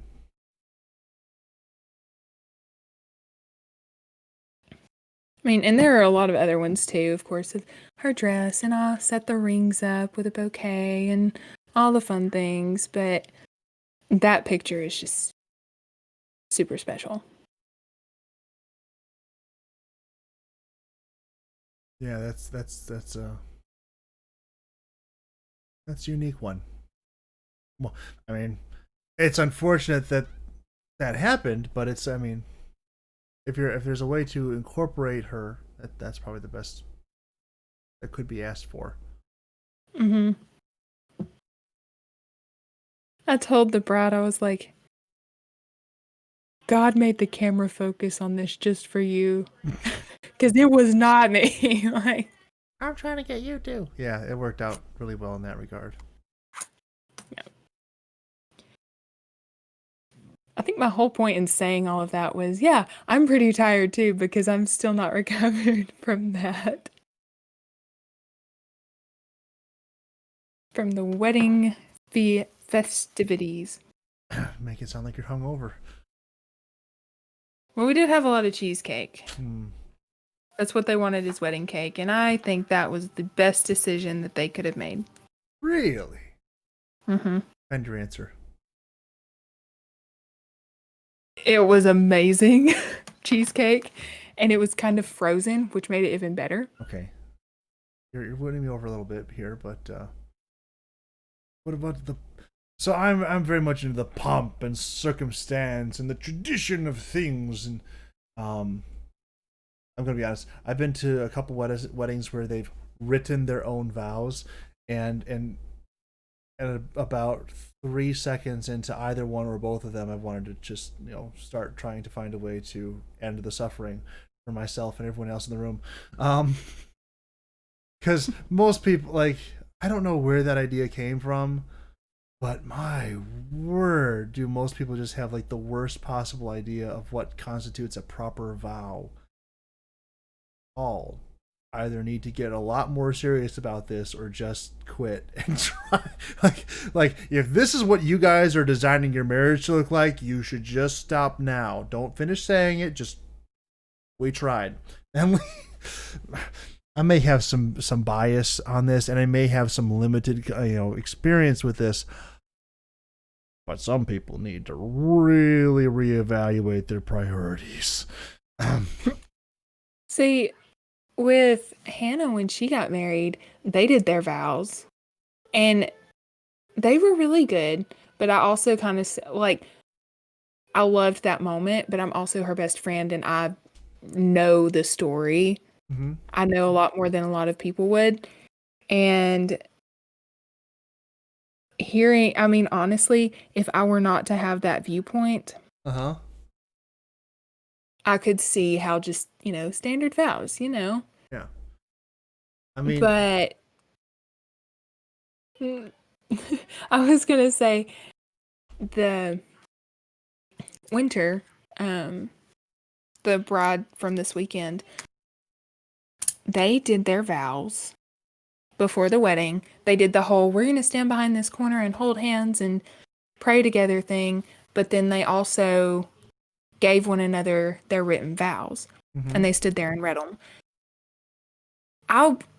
I really like that idea. I would rather say them. Mm-hmm. But I really, really liked that idea because that can be like a personal, intimate moment between the two. But I also want to have a foot washing with my husband before the wedding. Like do the first look and then do a foot washing with just us, nobody else in the room. Didn't that happen afterwards? Well, I mean, also, we're gonna have to explain the whole foot washing thing to the audience because I'm quite sure at least somebody out there's been like, "Oh, what the hooter? What? You want someone to touch your feet? Ew, it's gross." Good point. We can discuss that first, but I want to save the clarification on the process to the end. I want to hear your thoughts here. Go ahead. Foot washing before. Well, the reason I say before is because Hannah did it after. Mm-hmm. And it wasn't, I mean, yeah, it was a really special moment with the two of them, but they were expected for pictures and everybody else was standing there and it was just, and people were expecting to move to the reception and it wasn't as special and intimate as it should have been. So I have a friend. He's a lot older than me, so he has some life experience. And he found a wonderful way around that. He just waited until after the reception, and then when there was nobody else around, and then they had their special foot washing moment there. Well, I do like that idea, but at the same time, at the weddings that I've been at, people don't leave until the bride and groom leave. Generally, oh no, like it was. They went back it was 3 a.m. Like they went back to their house and did kind of thing. Oh, okay. Yeah. It wasn't like they waited on. I know this is kind of a weird idea, but from the place that comes from was like they would walk into somebody's house and then they'd wash their feet, kind of thing. So.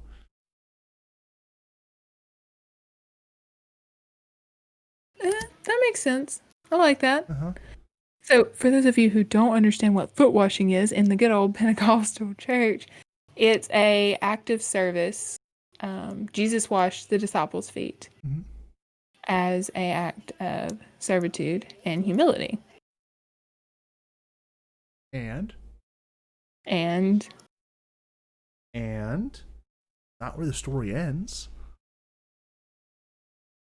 Come on. Oh, what more do you want to add? I mean, I'm not trying to add anything. I'm just trying to see if you know. I do know, but I don't know if what. Just say it, Gabby, because now I'm confused and flustered, and I don't know what else. What? Okay, so in the context of the story, Jesus not only washes their feet, but then he goes on to another level, and in John chapter 13, I think this is the New King James I have up here. In verse 12. Okay, so yeah, starting verse 12 here, he says, "So when he had washed their feet, taken his garments, and sat down again, he said to them, 'Do you know what I have done to you? You call me teacher and Lord. You say, well, for so I am. If I then, your Lord and teacher, have washed your feet, you also ought to wash one another's feet. It's not just enough that he did it. He's like, hey, I did it. Now you guys do it. For I have given you an example that you should do as I have done to you. Yeah, all I was saying is that, he then said you should also do it for each other. Because some people will just read up to the part where he washes their feet and say, okay, he did it. And then he says, no, everybody else needs to do it too. And it's a great time for churches to come together and to, it's a very unifying experience. It's very humbling. And a lot of people have started doing it as an act. Well, not really a lot of people, but some people have started doing it as an act of humility and servitude to their spouse. Mm-hmm. Their first act as a man and wife is an act of humility and servitude. Mm-hmm. This is correct. So, and it really, I think it really brings up the proper mentality for entering into a marriage relationship, because some people kind of go in with the idea that, oh, it's just whatever. I mean, what they can get out of it. And foot washing turns that entirely on its head and says, no, what can I put into it? Yeah, exactly. Mm-hmm.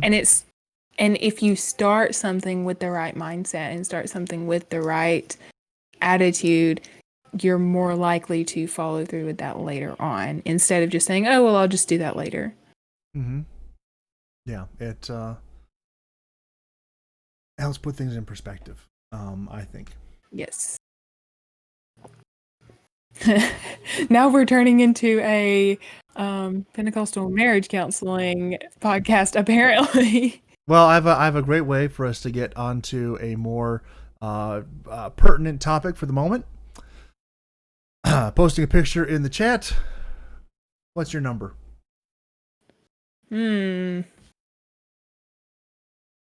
But I would say between 3 and 4, but those pieces of bacon look really gross. Yeah, I mean, there's a certain level of editing which has been done here, which I think removes a bit from the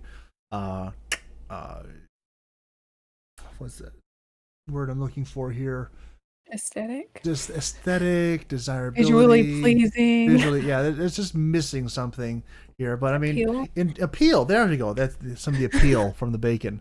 And so it's like, I mean, and it takes a lot for bacon to not be appealing.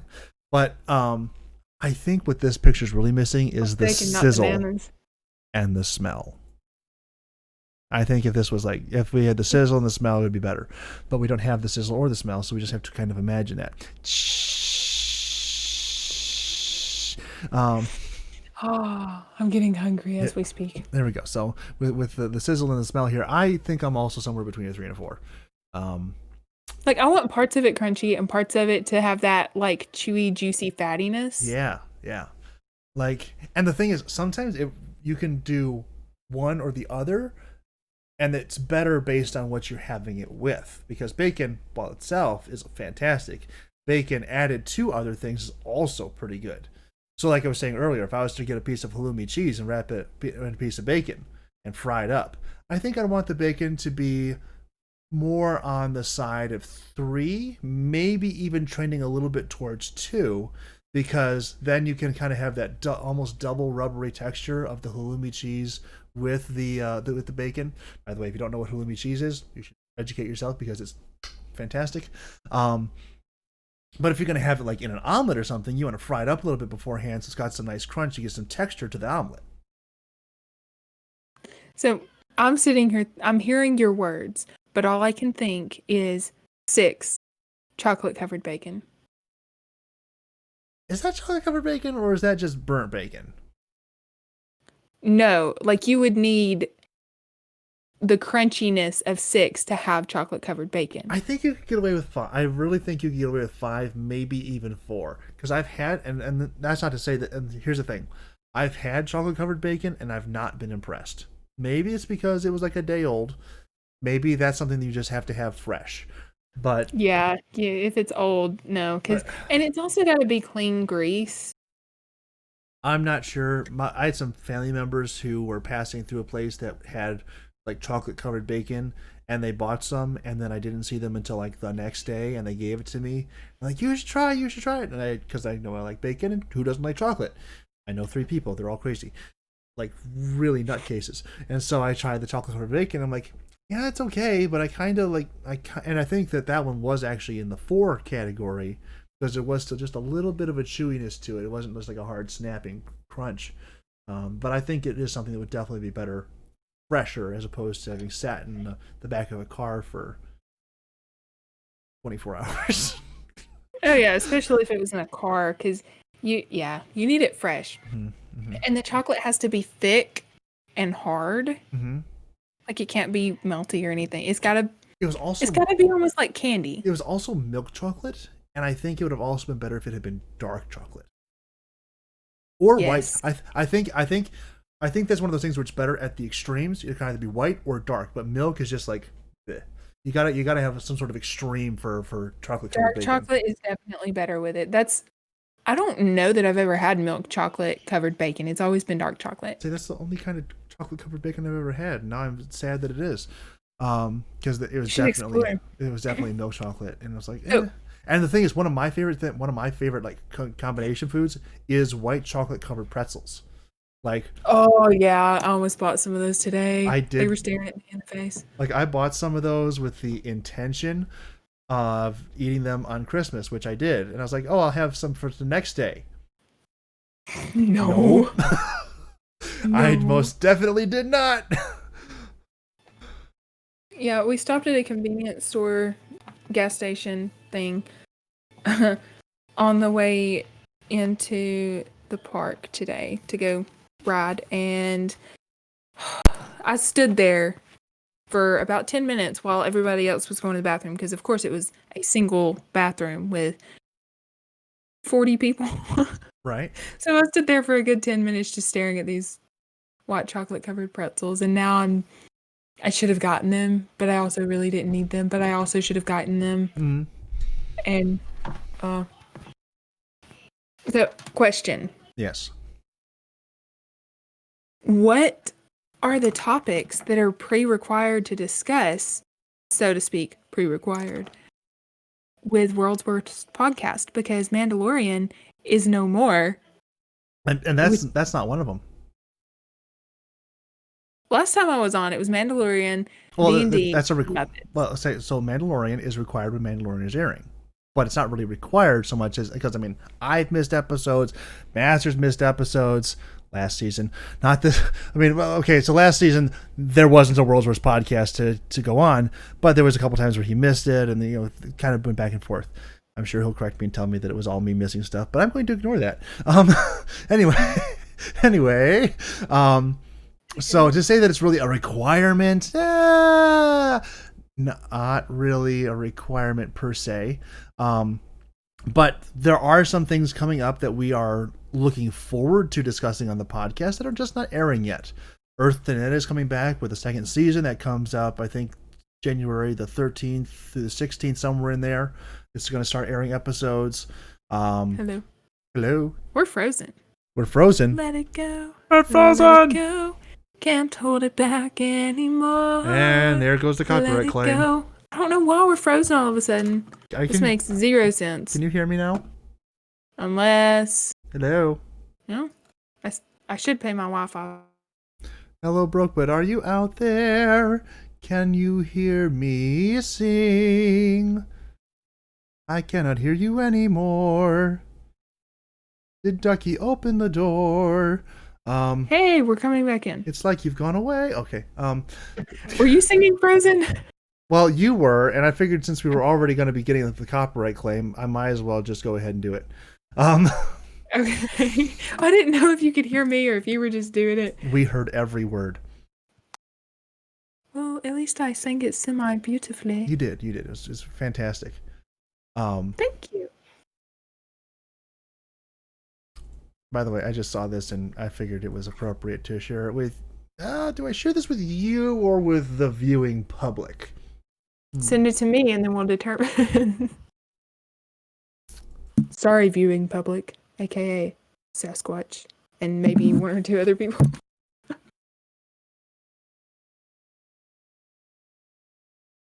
Okay, I was super confused because I'm still scrolled up from finding that picture. Uh-huh.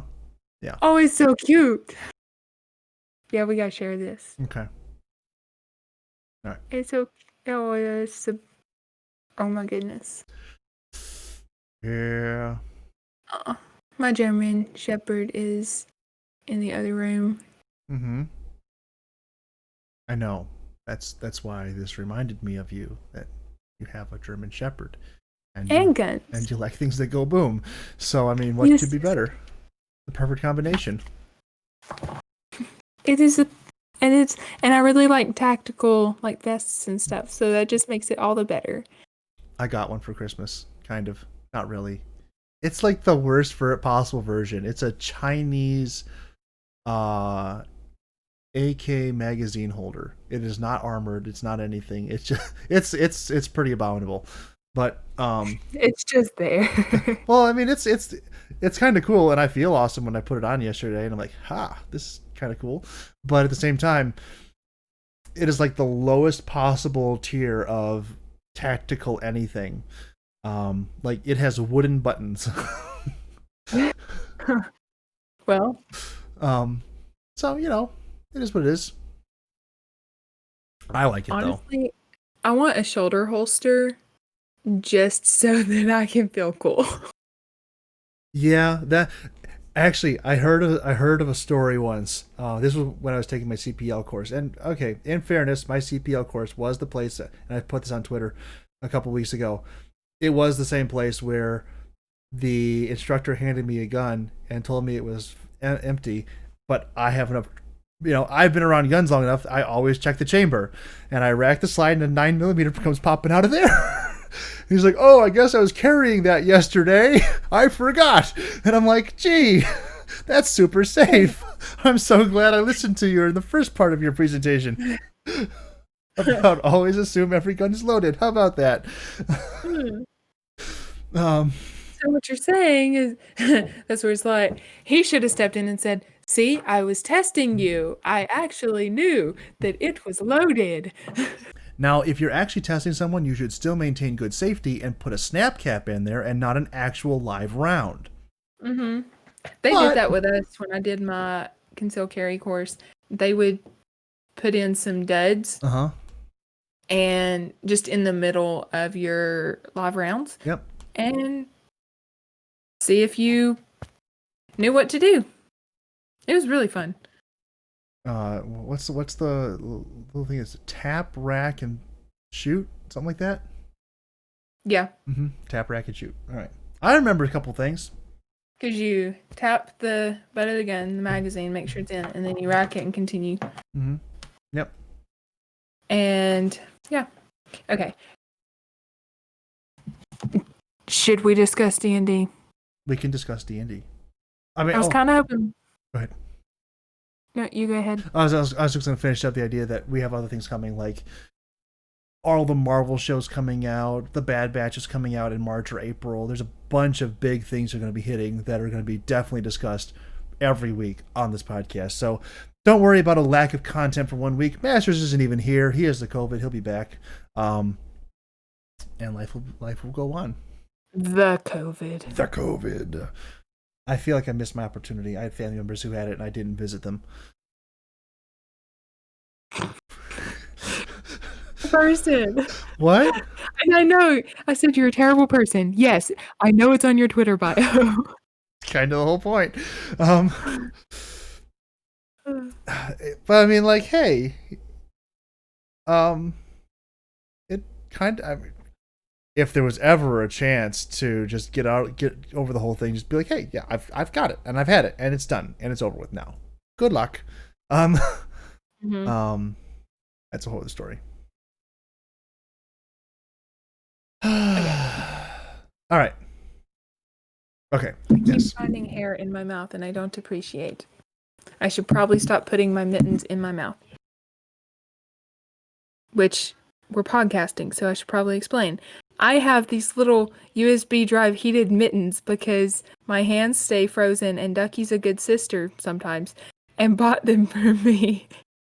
And I'm wearing them because my fingers are frozen. Yay! Yay. Okay. D&D. Yes. I was hoping Mumbles was actually going to get to join because he's reworking his entire Friday campaign.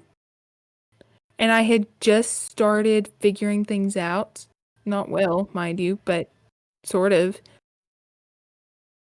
Well, how is he is he reworking the narrative or the mechanics? Because those are two different things, and both of them are major reworks. Okay. He said, and I quote, I'll try and skim through some of it because it's long. Did I miss Hey, this? folks. It's in players only. Oh, I'm not a part of that. I'm not a part of that. That explains why I don't understand. Go ahead. As we've progressed in this campaign, I've come to realize that I'm not happy with the world I created. I've taken some time to think what? about it. Okay, stop. Like, you put so much work into this, Mumbles. What's wrong with you? He's written 3 books that he's basing this off of. Like, I'm not kidding. He has 3 written books that he's basing this world off of, and he's not happy with it? Oh, dear. Like this isn't just something he's pulling out of the ether. This is like 3 established 200+ page books that he has written. What? Mumbles. Oh my goodness. I didn't know that. Let's continue reading, shall we? Okay, please do. Let's dissect this.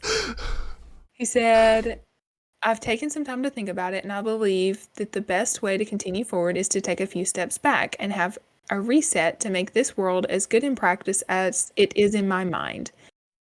Okay, that kind of justifies what you just vented about. I deeply regret the time and effort you've invested in your characters only to go back to the start, but I feel as though it's the only way for me to gain the same enjoyment out of running the games as you gain from playing it. I need to dramatically reduce the amount of hours that it takes me to prep for our sessions together and retool the world. No one has to make a new character if they don't want to, but some changes will be made. First off, I'll work with you to make your character from the world Aralea? It's just the name of the world that they're in. I know, but I should know how to pronounce that because I'm in that campaign. But it's fine. He's not been very. There's some things that he's not been particularly great about communicating. Pronunciation of lore aspects is one of them, but that's okay. It's not. Okay. It's not really necessary. Wait a second. Let's go find it here.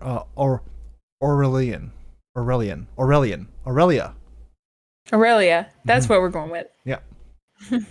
First off, I'll work with you to make your characters from the world of Aurelia instead of being teleported there. Secondly, I'll be providing additional lore for the world on the front end, so we don't take up as much time during sessions, just learning basics of the place you have to play in next. Next, I will change combat so that we will not need 20 entities in the combat tracker. Mm-hmm. I will need y'all's help to move forward and hope all of you will come along. If not, I completely understand, as I know this is bound to disappoint or upset some of you. Ultimately, I have to enjoy building this world and leading this game as you all enjoy playing in it. Thank you in advance for your understanding. So, I mean, it makes sense, but at the same time, I'm like, okay, especially if he wrote 3 books. Yes. About it, and he's like, everything that I had. I mean, I don't know. I mean, he's a great DM, but he definitely does need to make it to where he's not investing 20 hours or however much time a week into getting ready for 3 hours. Mm-hmm. That may not actually happen the way they're supposed to. Also, this is just topical, so I'm throwing it in here.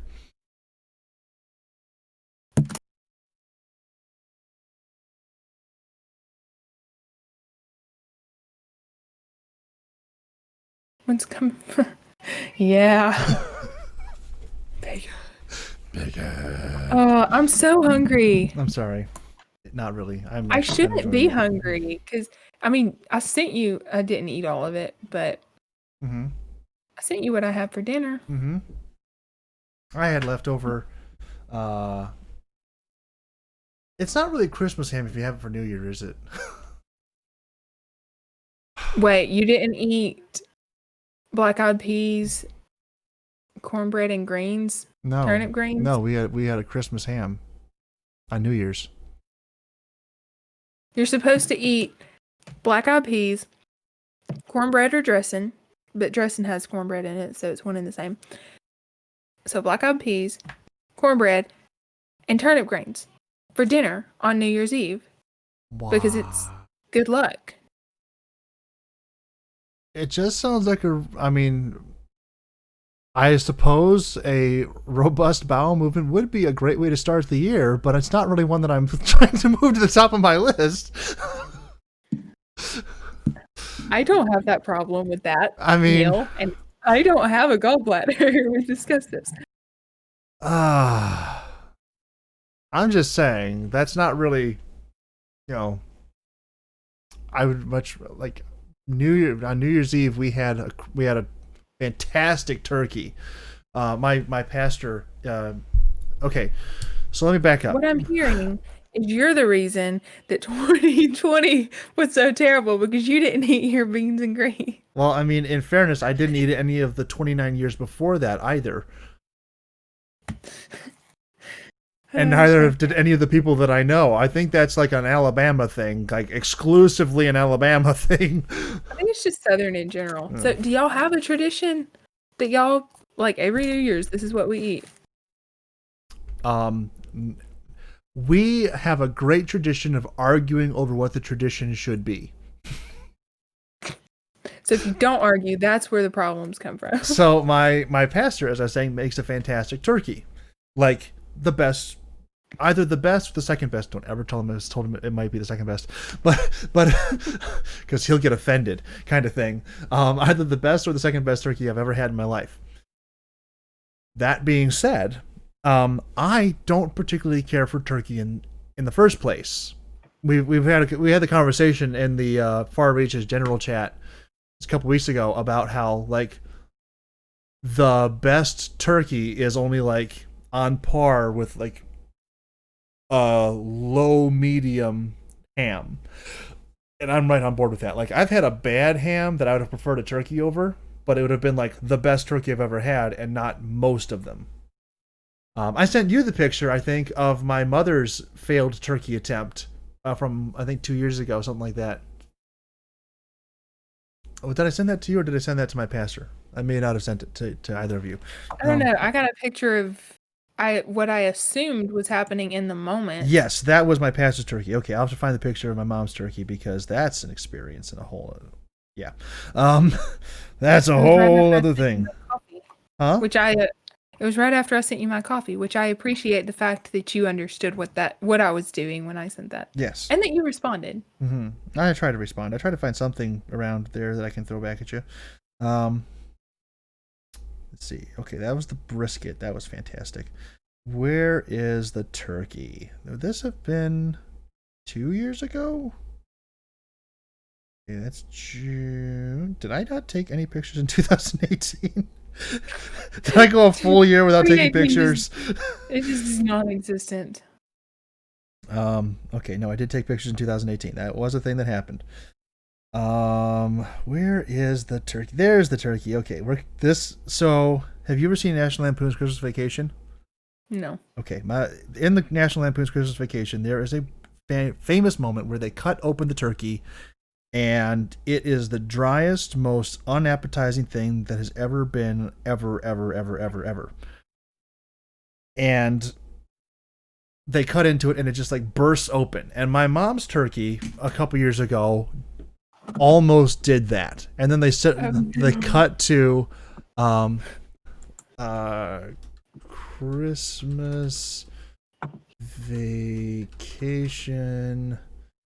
turkey. See if there we go. Beautiful. Like the resemblance here is uncanny.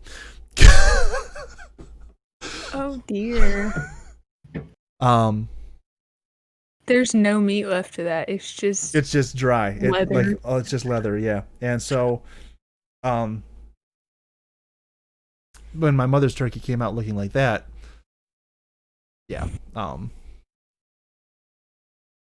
Bless it. Uh-huh. My mom makes a good turkey, but I prefer ham. Yeah, I'm a ham person. But my pastor, his argument is that we should always have turkey for everything ever because he loves turkey and he loves his turkey. And more than he loves his turkey, he loves his stuffing. Because he makes a fantastic stuffing. And he does. He makes the only stuffing that I've ever had that I liked. I've had all kinds of different stuffing, and people did this, and their home family remedy, and some people are like, oh, you should make stovetop stuffing. And I'm like, then it's not really stuffing. It's something you made on a stovetop. What's wrong with you? You don't understand the word. Other people in other countries, they can't have stuffing because it means something else. You should never say stuff outside of the U.S. Just going to say that. Just throwing that out there. Out there in the internet. Yes. Like they don't have stuffed crust pizza. They don't have double stuffed Oreos. They just don't have stuffing at all. That's a whole other story. Wait, sorry, who doesn't have that? People outside the U.S. We just have everything stuffed. Yeah, you're right. Yeah, because the word stuff outside of the U.S. is akin to our F word. In fact, actually, hold that thought. I'm going to go grab something, do something entertaining for about 30 seconds. Okay, I will totally not talk about Gabby while he's gone. And I mean, I'm totally not going to because I don't have anything to talk about. So I will entertain you with my beautiful, voluptuous voice. That's not the right word I should say with that, but okay. You're welcome. I don't know. To all of the audience of World's Worst Podcast. I just made it increasingly worse. I mean, ta-da. So, in context, outside of the U.S., you can't basically say stuff anywhere because it's taken very badly. Inside the U.S., we have these. The most stuffed Oreos. Where did you buy those? They were given to me for Christmas. Where did...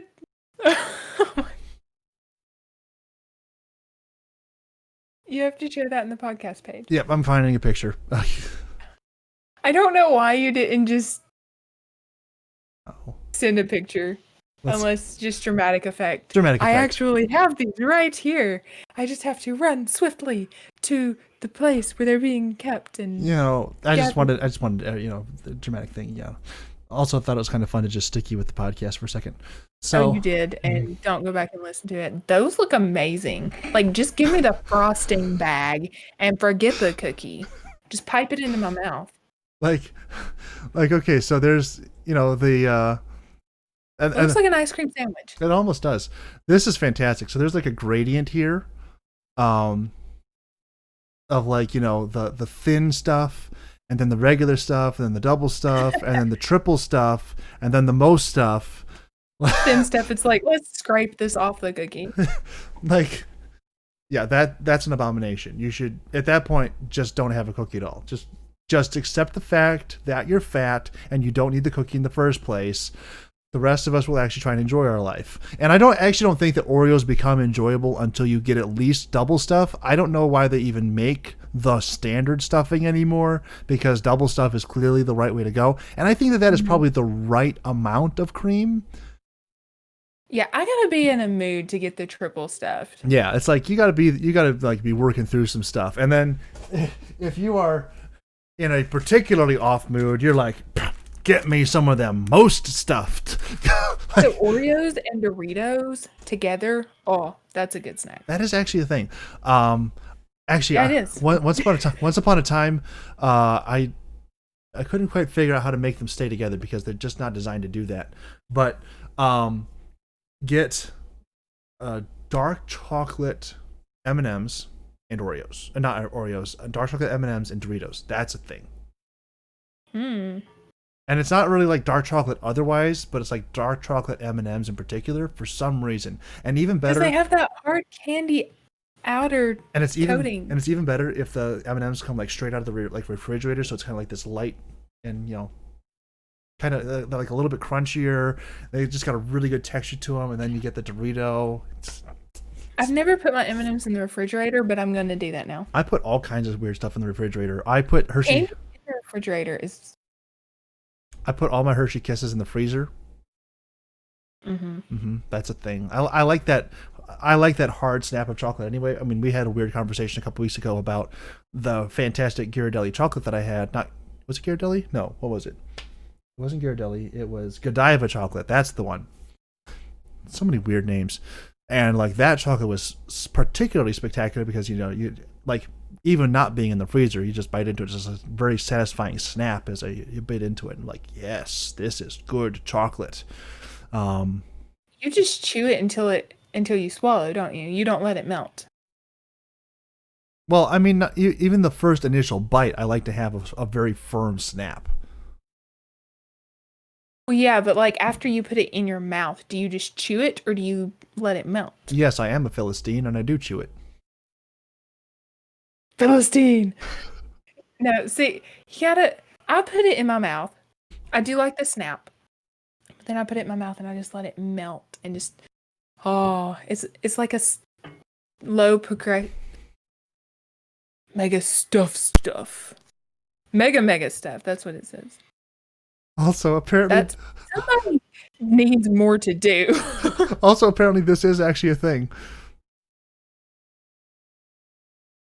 How do you get them out? I don't know. How do they not just stick? I don't know. Oh, wow. This is a thing. Oh, that has to be like, oh, okay. Imagine these. Like, this is already an abomination as it is. But imagine these and then deep fry it. Oh, my goodness. Oh. Deep fried Oreos are dangerous. Like a deep fried Oreo with a chocolate chip cookie dough in the middle of that.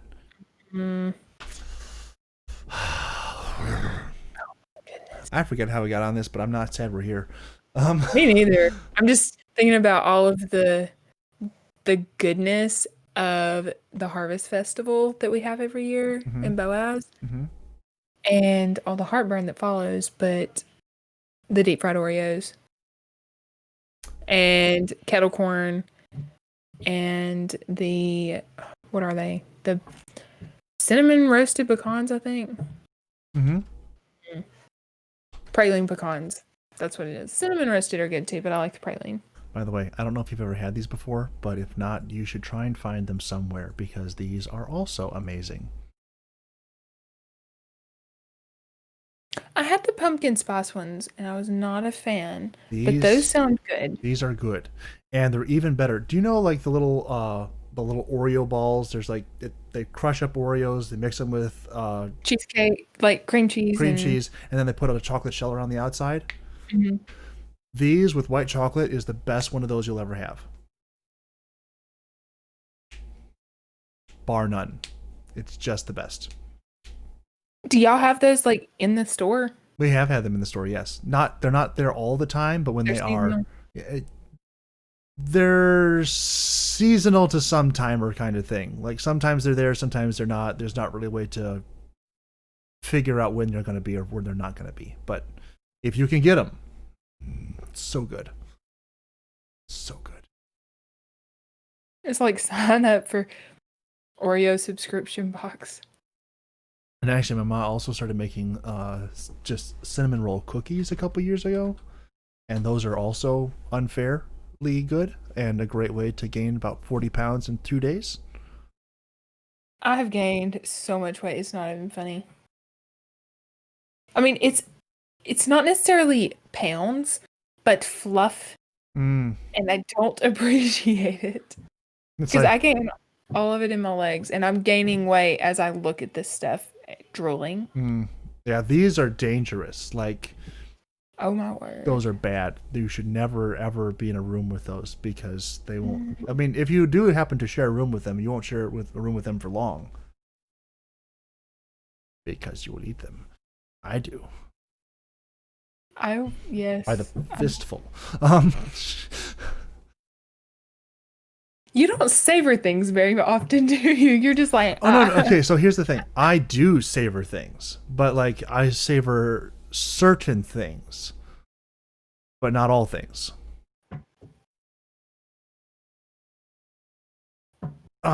So like, what's a good example of this? So like if I have a good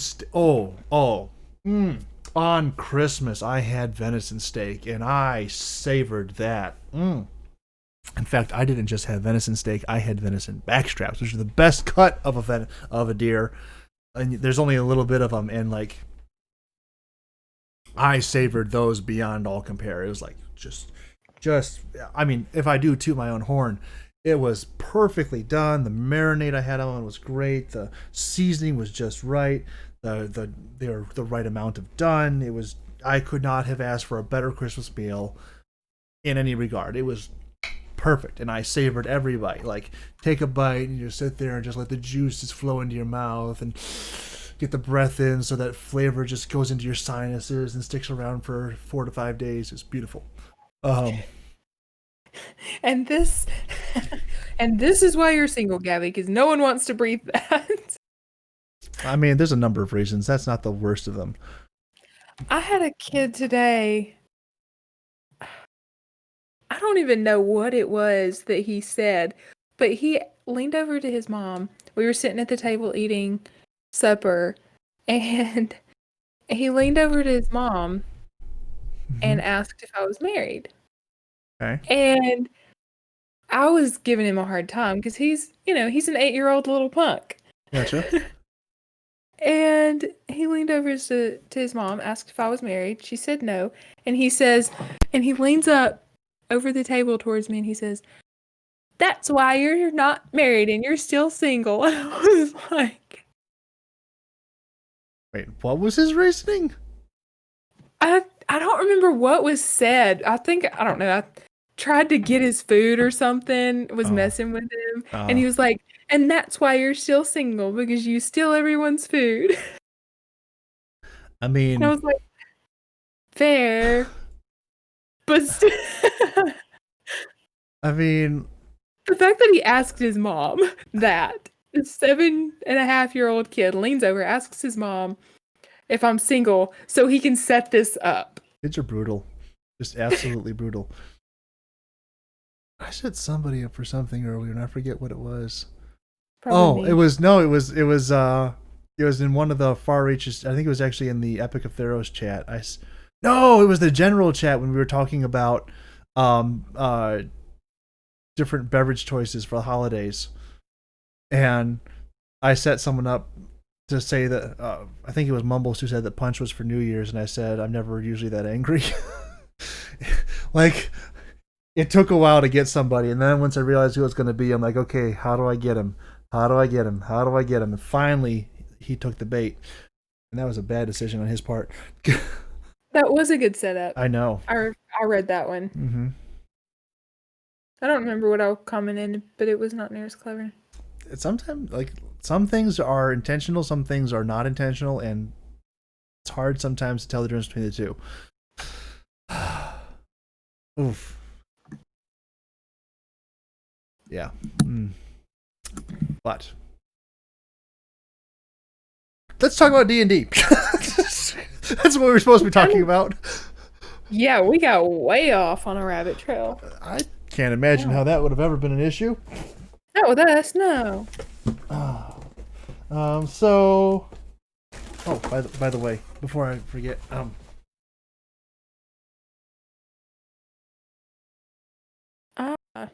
fancy. Yeah, not really, but that's okay. Just had it happen to have it lying here. Those who are who are listening to the podcast, you'll never know. Ha ha ha. What am I thinking of? Brain work. Yeah. D&D. D&D. So there was no Tuesday game, and you're not a part of that anyway, so don't worry about it. Did you listen to the VOD or anything? Yeah, you were in Fridays. I was trying to kill people. I was doing a really good job of killing people, in fact. I was struggling to stay awake and scrolling through wedding pictures, deleting like a ton. Mm-hmm. So I heard, but even on my turn, I was not completely there. We know. Because everything yeah, I know, you know. Like, I gave up because everything I had planned out and said I was going to do was wrong. Mm-hmm. And I realized that I had no idea what I was doing. And I was just like, you know what? I'm just going to start coming up with things on the whim. And if it works, it works. And I'm just going to pickpocket these guys and hope for the best. So now I have a shield that apparently I am not proficient in, and which won't matter because Mumbles is changing everything. Right.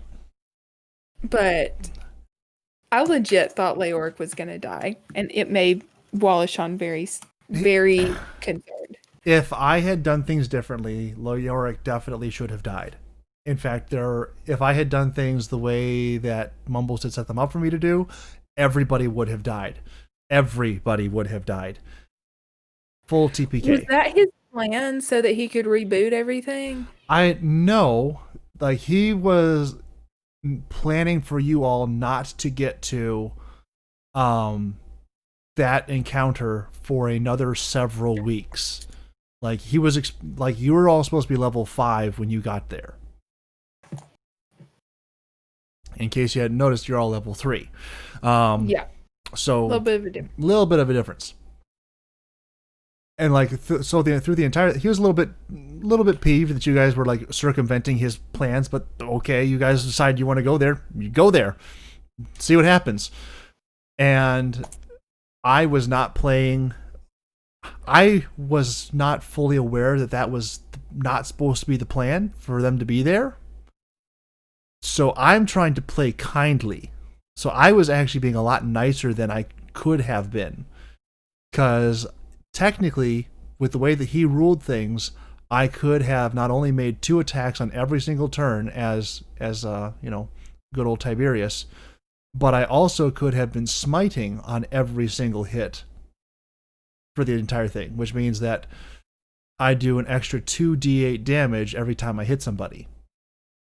If I had done that, Leoric would have been down in 1 turn, and then everybody else would have been 1 turn after that successively until everybody was down.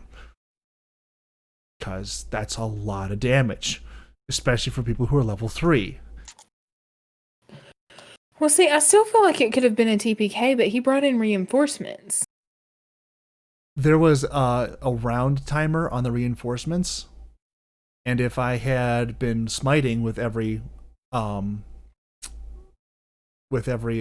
hit and multi-attacking, I would have killed everyone before the reinforcements arrived. So like they were coming regardless, but I got you. Yeah, there was like a time limit until they could get there. And fortunately you all succeeded before fortunately for you, I wasn't actually killing people as nearly as quickly as I could have been.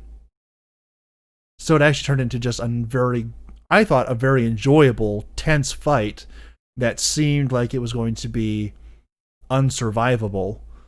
And then he kind of came in with the cavalry. I didn't know the cavalry was coming. I was playing full Tiberius. I'm just like, I'm here. I got my guys.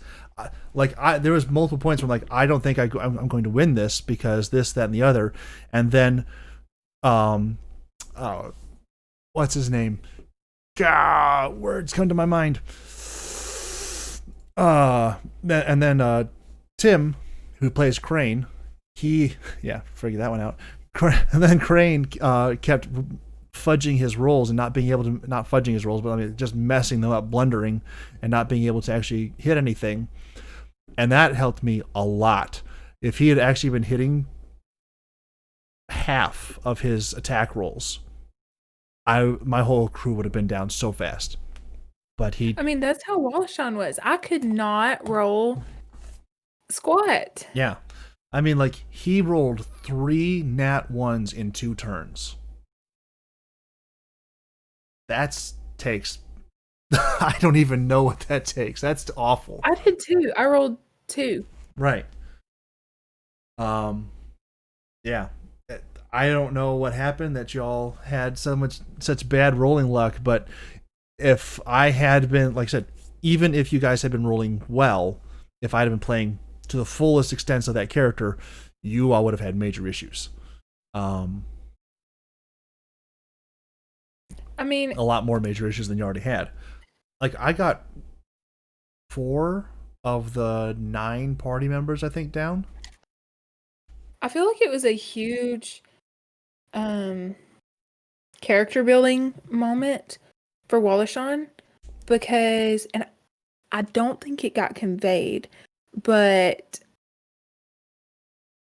Wallachon, like, he's standing there peering through these guards that he just tried to hit and twice now and has failed both times, and it's either him get out of there or him die. And Wallachon is very self-centered and look out for himself, but he did try because he's like, Leoric, that's my buddy. I don't want to admit it, but I do care about him. Right. And so he just peers through the guards and then runs away. And to, like, on my perspective, my point of view, where Wallachon is and me feeling everything Wallachon's thinking and everything, and being Wallachon, he was just very distressed and distraught that he had to leave the only person he semi-cared about. And he had started to let his guard down to in this group. And he had to just leave him behind. And then he runs away just to find more guards. And he's like, well, it doesn't matter. I'm going to die and I betrayed my friend. So life just sucks. Right. So I feel like it was a huge character moment for him, which is why I'm kind of like, Mumbles, don't change everything, but I understand. Well, what has happened is not really going to be changing. What has happened in the progress of the campaign, that won't change. What he's looking to edit is the backstories. So that rather than from what you read to me, it's as though he's going to make it so that you weren't mysteriously transported to this plane of existence from other places, but rather that you all have some in-world reason for being there. Okay. I mean, that kind of makes sense. So just taking out the whole basically eliminating session 0 for everybody, which was one of the best things I've ever seen. Yeah, that was a great way to give every character like their own special introduction, but he's essentially saying he's going to remove the entire thing. Like that part is all going to be retconned. But everything that happened after you got there, the fight in the plaza, the festival, which it wasn't recorded. It wasn't? Not unless, well, Monkey might have got it. Yeah, I think Monkey got it. Okay. Because something happened and it wasn't.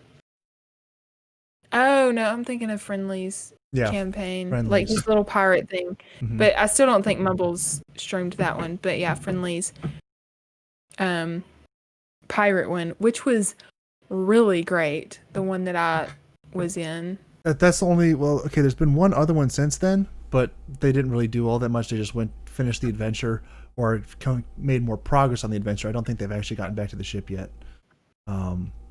So you still have a chance to get back in there before they restart Spookers. Yeah, I gotta get some stuff done for Spookers because my song and everything that I'm writing, like, I've got most of it. I just gotta make it fit. I have to be honest. I haven't done any work on Spookers in a long time, and I really should have done that. I didn't do it. Yeah, I haven't touched maps or anything. I was like, they're not doing anything. It's fine. It's not, it's like that final paper that you have that is gonna take like 40 hours to complete, and you know about it at the beginning of the semester, but you keep putting it off, and you're like, it's fine, and then you do it in 20 hours the day before. Have you ever seen the TED Talk on Inside the Mind of a Master Procrastinator? Yes, you sent it to me. Oh, good. Well, I'm going to repost it in here because I think everyone should be aware of that from every now and again because it's just amazing. Yeah. Should probably rewatch it. It is one of the smartest things I've ever seen in my life, and it's just great. I love it. I send it to people all the time, still, and it's 4 years old, and I still send it to people. It's a really good one. Mm-hmm. But yeah, so I've got at least one song that I should have done by Thursday, maybe, that has not been worked on at all, and I have another one with Ducky that's supposed to come up in some time in the near future. Haven't done anything with that. I've done some work on one that's not supposed to be coming up due until like February or March because I find that one more interesting. Honestly, that's how I've been. I've been working on everything except that. But granted, I've had a lot to do over the last couple of weeks. Mm-hmm. I probably put 25 or 30 hours into that painting for one thing, in the midst of working and going back and forth to family after family Christmas versus after family Christmas, after other things, and managed. I probably told you, but I was that painting Christmas Eve, 6 a.m. is when I signed it and put my stuff away. Yep. And so I've had that, a wedding to photograph. I still have her thing. I have to get her gift finished making.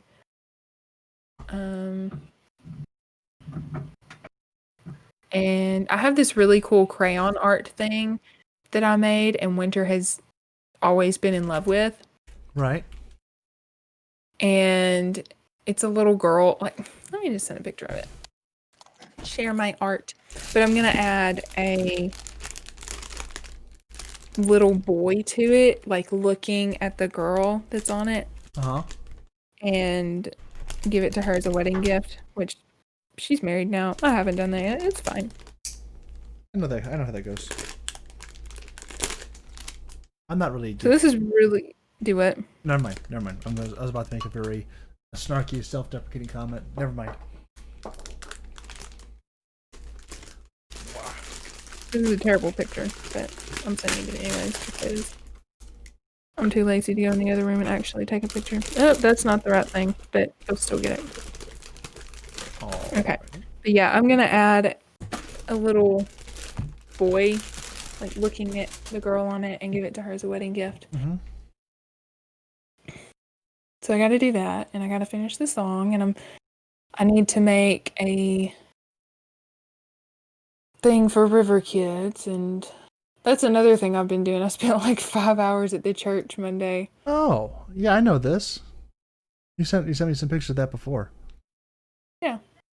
Very nice. I don't remember your reaction, but it's been a couple months. It's easily forgettable. My reaction, at least.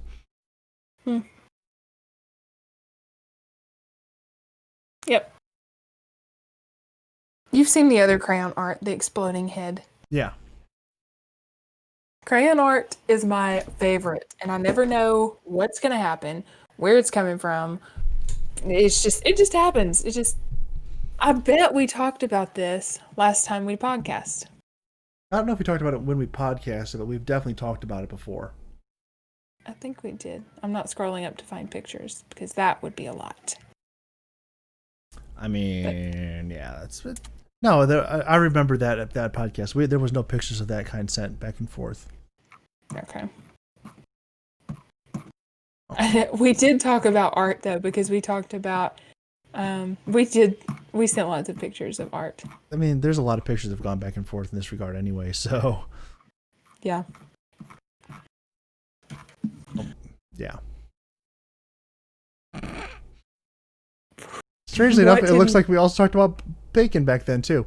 Oh yeah, we did, definitely. Mm-hmm. And our cars. I remembered talking about our cars. Yep. Hey, look, the barn. Yeah, it's like I was just looking at that, like, oh, this looks like that one came full circle. Yeah, that's crazy. That's weird. I think that's actually I started talking about then that my mom wanted me to paint it. Mm-hmm.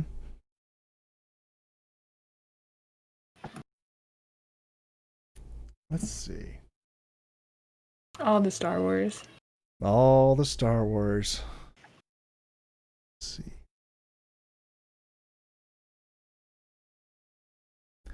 Wow. Okay.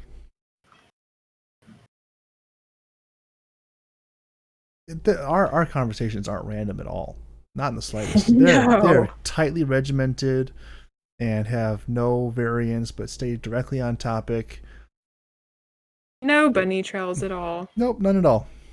Although it does look like we do cycle back around to the same topics because I see bacon and venison in this one. I mean, bacon, venison, and guns. Like, I actually don't see any. Well, okay, I know we talked a little bit about guns in that podcast, but I mean, it's not directly visible in that one. There's no actual gun pictures, unless I'm missing something, which I might be missing something. No, I don't see any we gun did pictures. talk about the Star Wars. Oh, okay. There's actually a Roomba with a gun on it. Never mind. Yeah, I just scrolled past that one. And I was like, well, we definitely touched on that one. Mm-hmm. Yeah, I don't guess I did send any pictures of my artwork. I know I sent them to you, but Yep. hey, look, mud and vehicles. We talked about that too. Mm-hmm. Just in different contexts. Yep. Huh. You know how you have the whole sermon thing, like Yeah. where people generally preach the same sermon over and over, just in different. Mm-hmm. Yeah, I think that's our conversations. No, we have some variants. It's just that there's some things that we don't talk about on the podcast, and that's fair. Because there's some things that shouldn't be talked about on the podcast. That should be just kept between people. Between friends. Something like that. We could talk about. Well, let's try and refocus. D&D. Yeah, I don't know how we got off. I don't even know. Nobody knows. While I'm thinking about it, Uh-oh. Sass, thank you for for your request of my voice to be heard on World's Worst Podcast. I contributed to the worst part. Thank you. I mean, the world's part too. And the podcast. I am in the world. I mean, all of the things, but most definitely the worst. It's definitely there.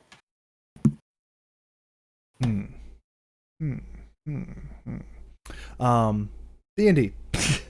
So, yeah. Wallaceon, he has big character moment where he realizes, maybe not realizes, but admits to himself, his. He has feelings. Yeah, you want to avoid that word. Trust me, you want to avoid that word. He has emotions. That's a bad word too. It hurts. He realizes the value that is brought to his life by association with Leoric. Better? Better. Okay. I'm not a wordsmith. Roleplay it. Huh? Yeah, just roleplay it. Like roleplay what? Roleplay Wallaceon as he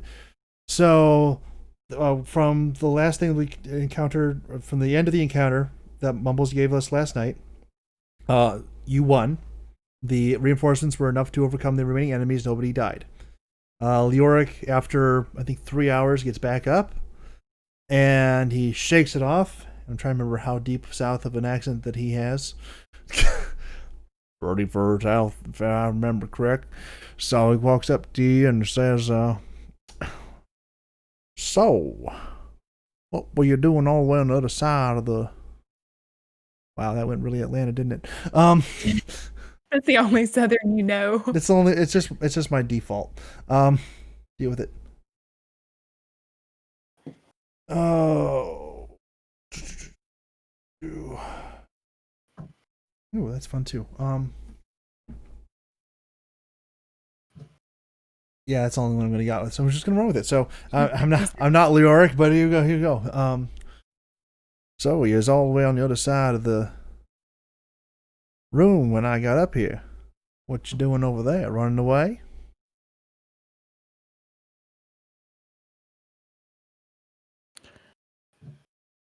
I couldn't. I didn't want to die, and you were left, and there was no... I did not want to die. Well, actually, ain't I it? have a mission to embark on and things to accomplish before that point. Ah. That's out of character. Is it really not? It didn't have that Southern Atlanta. Aha. No, Atlanta's like, uh-huh. Uh-huh. It's not even it's uh. Uh-huh. Uh-huh. Uh-huh. Almost Elvis, but more redneck. Yeah. Uh-huh. Uh-huh. Where it's like, it's the sound he's making while he's thinking about something, while he's pulling something out of his belly button or something. Ew. I enjoyed that. Anyways, what's Leoric's response? Well, I ain't hanged if I know. But you actually pulled that, like, right there, you answered honestly. You didn't want to die. Why? Because you have something that you have not yet completed. Welcome to roleplay. Ta-da. You now have some place to go with that. So, Leoric, if Masters is doing his job right, what do you mean you got something else you got to do? Something more important than what we got put ourselves on here?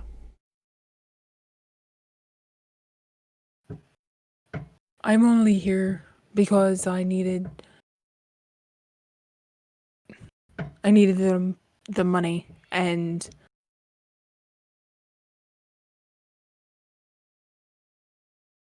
the money to accomplish my goal. Now, there's a point here where you're either trying to be particularly furtive with your reasoning, intentionally. Is this a coaching session now? It is a kind of coaching session, yes. So you're here for the money to accomplish your goal. You're not telling him what the goal is.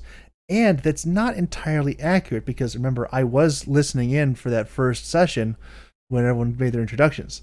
You're here because not only could you use the money, but also the person who made the deal to bring you here told you that they could find and provide to you What I was looking for. your father's sword. Yeah.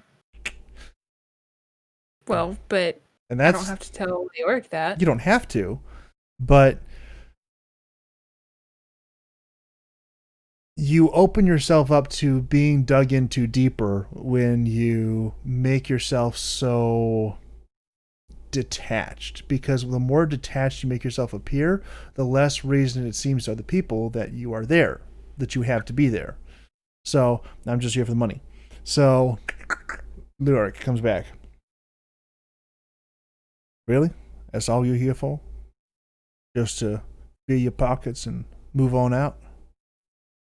Or why didn't you just leave as soon as you saw the whole thing start? Just hit the door and run off. Wouldn't that better suit your purposes of filling your pockets and staying alive?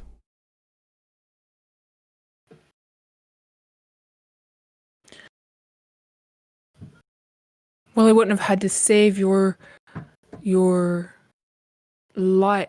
Tried to save your life if you big old boar hadn't have opened the doors.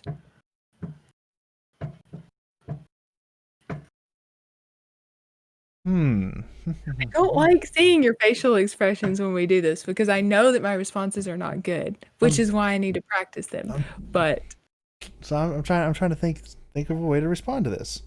I don't actually know Leoric. That's Master's character. So if it's my character, I know exactly how to respond because it's my character. So basically, Leoric is like, well, I've been watching, but yeah, but it's still different.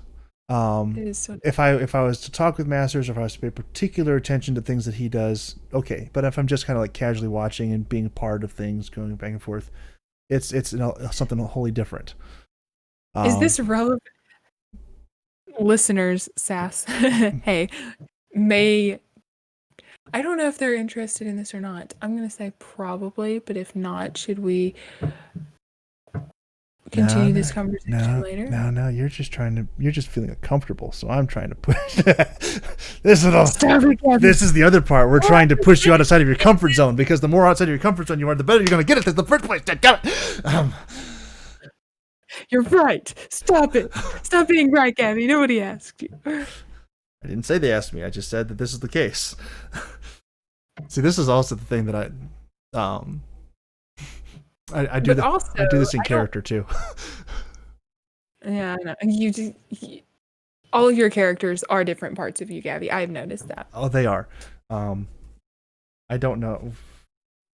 I don't necessarily want to admit to what parts certain of them have been, but you're right. I'm like, I don't know if we should talk about this on the podcast or not, because I don't want spoilers. You should watch the VOD. I mean, I can post the picture, the link to the VOD there too. But yeah. No, I mean, like, for future reference, because we're kind of talking about conversation that hasn't yet happened.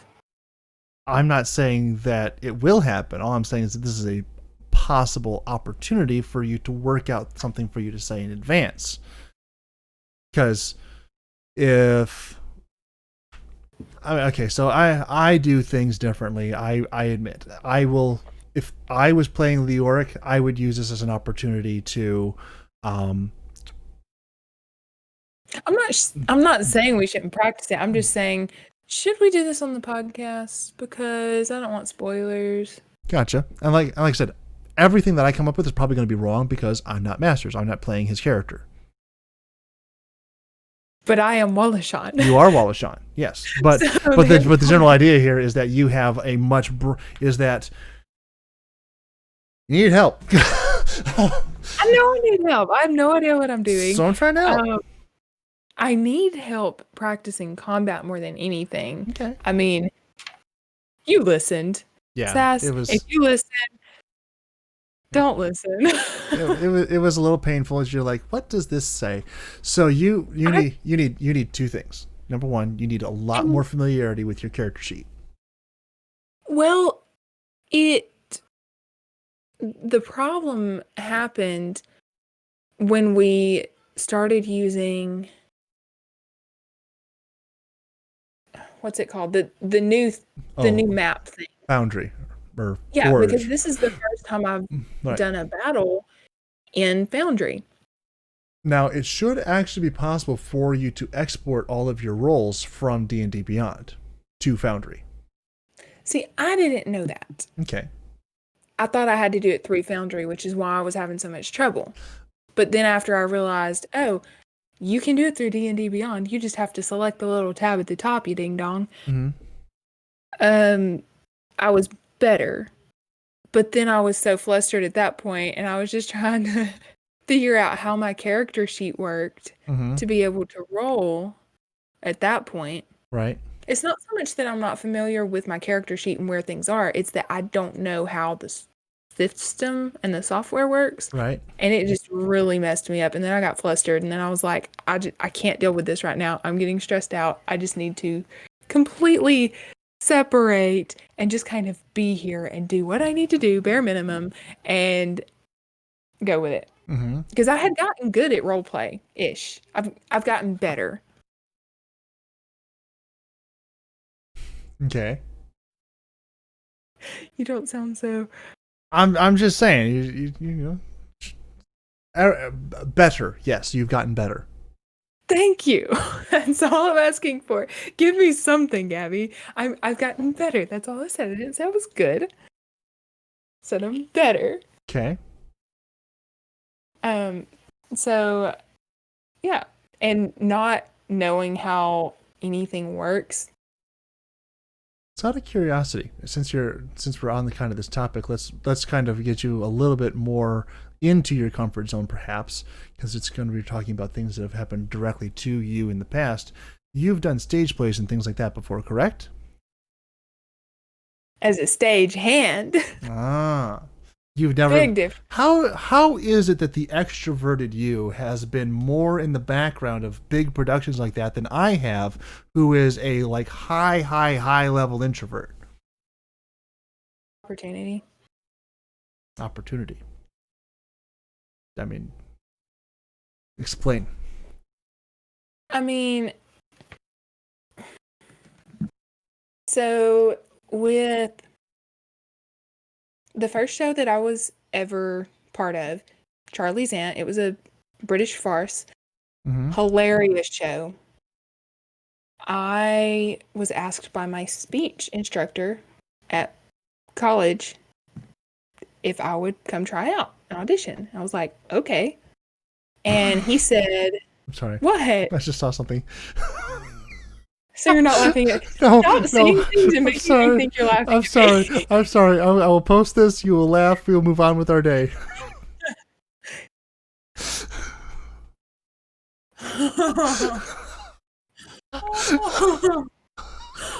You're that's accurate though. That's funny. That's funny. I'm sorry. It just struck me so funny because I've seen both of those cats before. Oh my goodness. Okay, so back to the question that you asked me. I know. I'm sorry. You're not. No, I'm just kidding. Mm-hmm. So my speech instructor thought I would be great on stage. Apparently. Okay. I love him to death. One of my favorite teachers ever. I sent him a Christmas card. He asked me to audition. I auditioned. It was a very limited, I mean, there were like 7 people in the show. Right. And only 3 females. So since I had never done anything related to theater, he told me, he said, I think you're very good and you would have been very good for the role, but I'm going to let you help me out as prompter because you have 0 stage experience and you have no idea how theater works, basically. Right. And I was like, okay, I can get behind that. And then he was like, and then I want you to come back and audition for other shows. And I, excuse me. So I wound up being prompter, just sitting there with a script throughout the whole show. Like and reading when someone wasn't able to be there and stuff. And wound up being asked by another local theater person, like a theater a few towns from here, if I would be the assistant director for a show. Gotcha. And I was like, oh, that would be cool. I don't know you, and I have no idea where this town is, so no thanks. But that's a big honor. And my speech instructor continued, he thought very highly of me and said, I want you to keep doing this because I could see you directing one day, etc., etc. That was my first show. I helped with a musical backstage because about 2 years later, and Will Rogers Follies. Don't know if you've ever heard of that. I know who Will Rogers is. He was actually, I can't remember if he lived in Gunnersville for a while, which is where I live, or if he was born in Gunnersville, but something about Gunnersville, which is why we do the show. And we did that. I was in the choir. I got bored. Right. And had missed several of the rehearsals because of school. So I was just like, hey, do y'all need help backstage? And they were like, yes, please. So I wound up being a super involved stagehand. And I was also props coordinator and director for my first show. And then I helped with some of the stuff, a lot of the stuff backstage, and learned a lot during Will Rogers. And costume, quick changes, all the things. And I was on stage 3 times with that. Okay. And this was the same, like, opening weekend, or week, because it was Thursday through Saturday. That Thursday, I got there right before the show started because I came from Kids Fest. Right. And we did like sports themed Kids Fest. So I came into the back of the theater. I had pigtails like up on top of my head and football makeup and green and white striped socks halfway up my legs. And I had to go on stage because one of the people during the show, there's a quick change on stage. And somebody has to go out and hold up a sheet. Right. And you're the sheet holder. Yeah. And I'm like, I have football makeup on. I have like, don't look at me. Don't look at me. Don't look at me. I'm standing there with my back to the crowd holding the sheet. And I'm like, don't look at me. Don't look at me. Don't look at me. And then the last night, I decked out because I've got all the Western cowgirl gear, and I wore fancy Western hat, tassel, vest, all the things. And at one point, the curtains are closed, and someone steps out with a mic, sets it down, and then curtains open and gets the mic and goes back. The guy who was doing that had a major crush on me, still does, actually. And he was like, since you're all decked out, do you want to do it? And I was like, yeah, sure. So he put it out there, and then the curtains open, and I go out and I get it back. And so I've been on stage like 3 times. Still no speaking roles. No, it's not. I did have an opportunity, though. I didn't audition for that because there was singing, and that makes me nervous.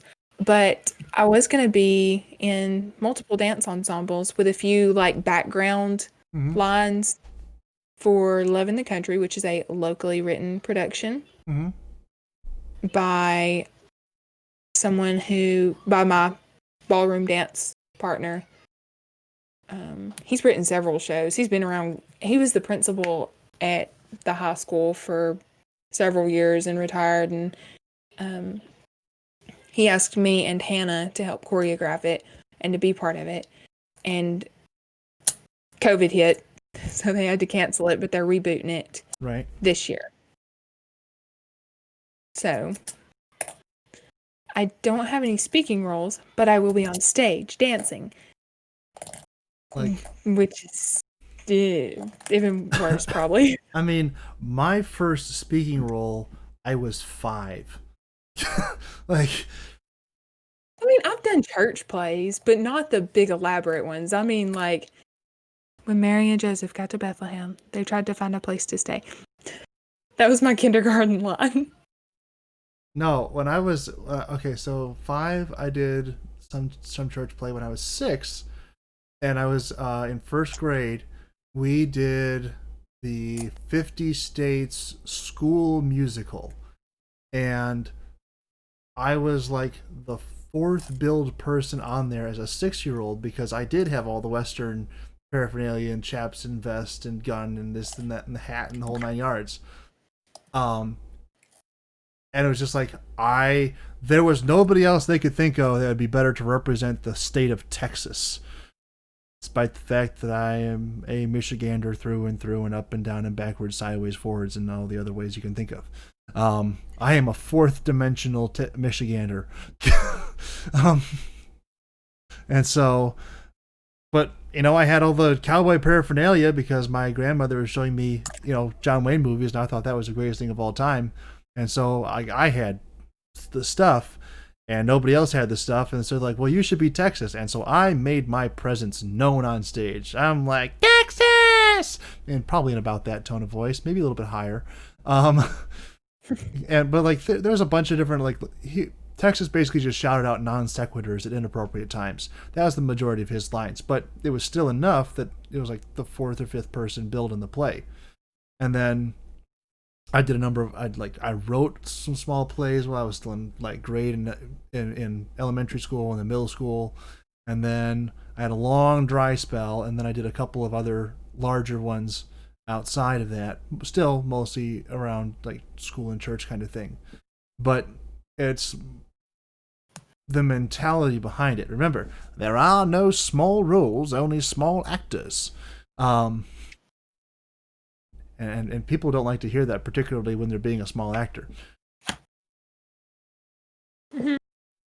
So, And the thing is, this mentality carries over very, very well to playing Dungeons and Dragons. It just really, really does. Because you are the main character of your own story within the larger story being told by the DM. I feel like my problem with Wallishan is like, okay, one, I'm not super great with on the spot roleplay because of words. I'm not a wordsmith. And I know how Wallishan is feeling, but expressing that is different. And I also messed myself up because I tried to put this male accent thing on him. And I spend more time in my head worrying about that than I do about what he's actually going to say and actually just letting things come out of my mouth. I'm going to be honest. You're focusing, you're majoring in the minors. The accent is I know. fun. The accent is fun. It is. And it's not important. It's much less important. It's what's being said that builds the story. Mm-hmm. Yeah. And I understand that, but I have to like my head. So like right now I have two characters. I'm playing two characters. I have a third one that's coming if I can ever get his character sheet put together before Monday. That's going to work out really well because it's a whole new system. I don't know how it works, but I'll figure it out, or I won't. One of the two. But so I'm Tuesdays I'm playing Elam. On Sundays I'm playing Barkham Ill, and I love Barkham because he's fun. And I'm actually when I first created Barkham years ago. Well, not years ago. Wow. I guess 2020 does feel like multiple years all stacked on top of one because I only made him in like May, maybe June. But it feels like years.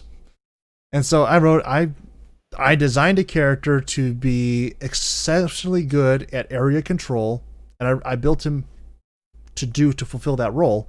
And then I threw a Mark Hamill's Joker personality over on top of him so that I could do my Joker voice all the way through it, and I thought it would be incredibly fun.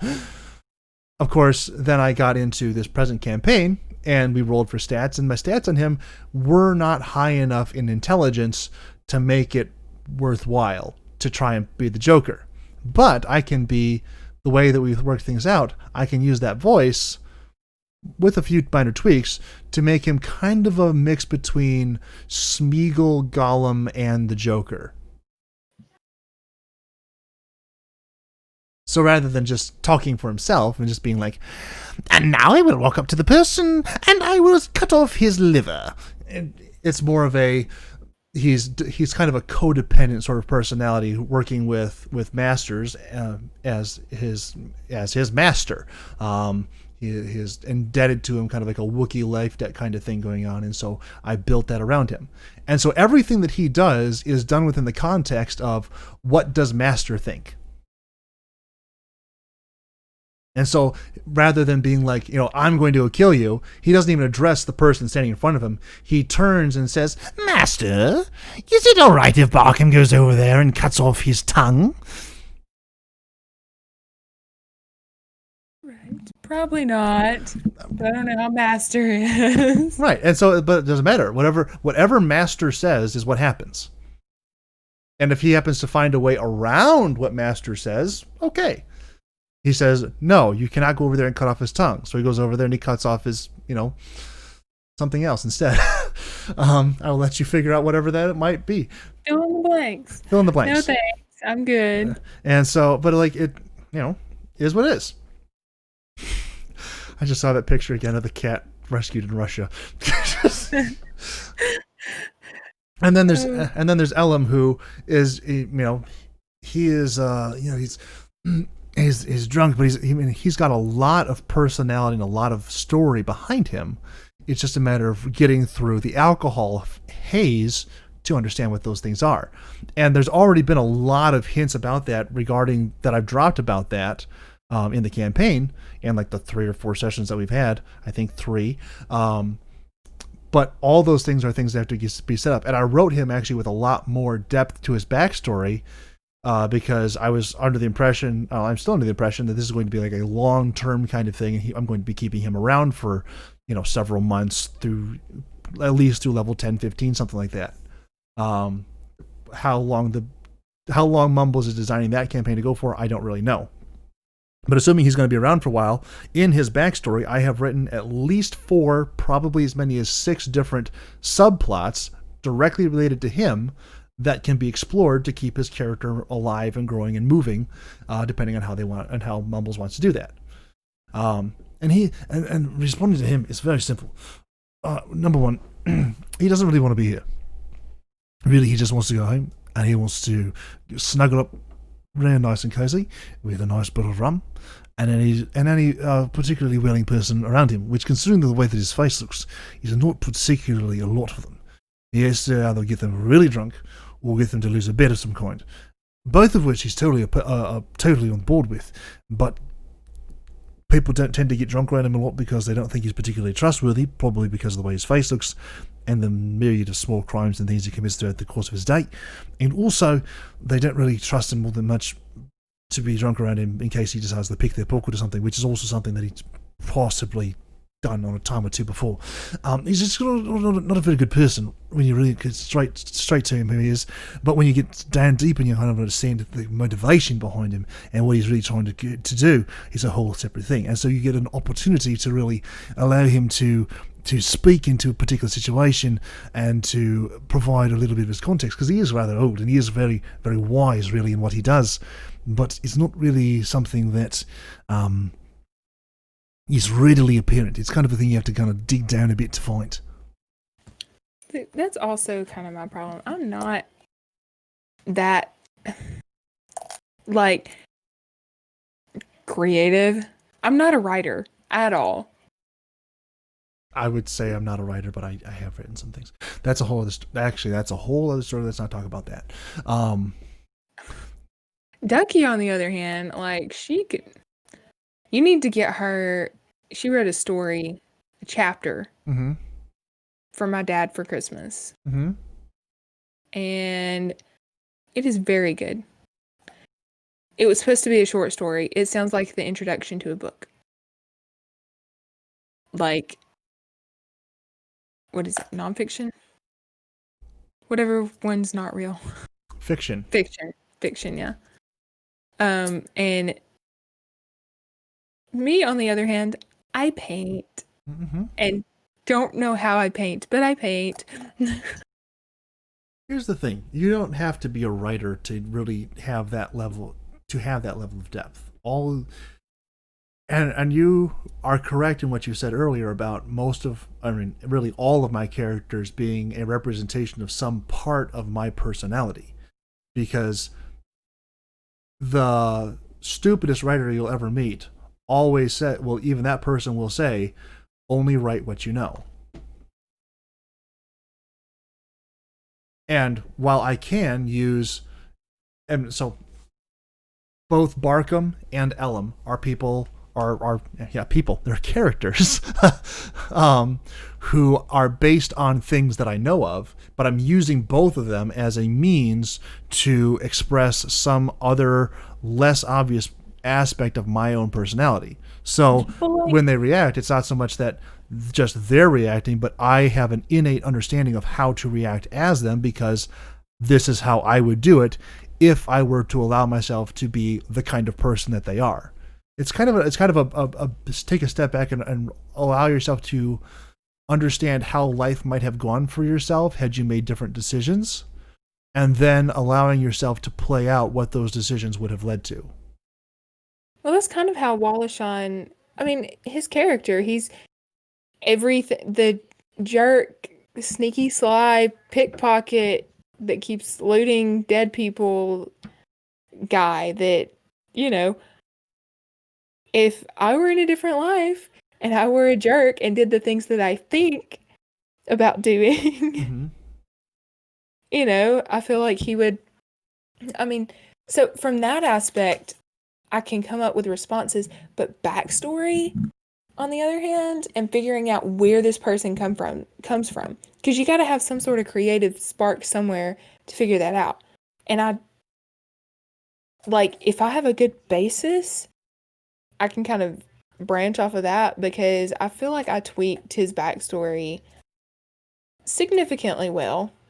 I didn't change it, but I told the story from Wallishan's perspective and recorded myself doing so, and it changed some things.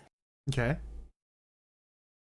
And I feel like if he were ever given like campfire stories, the opportunity to really open up and tell his story, what he's doing and why he's there, then it would come out beautifully in the right time and the right place for Wallishan.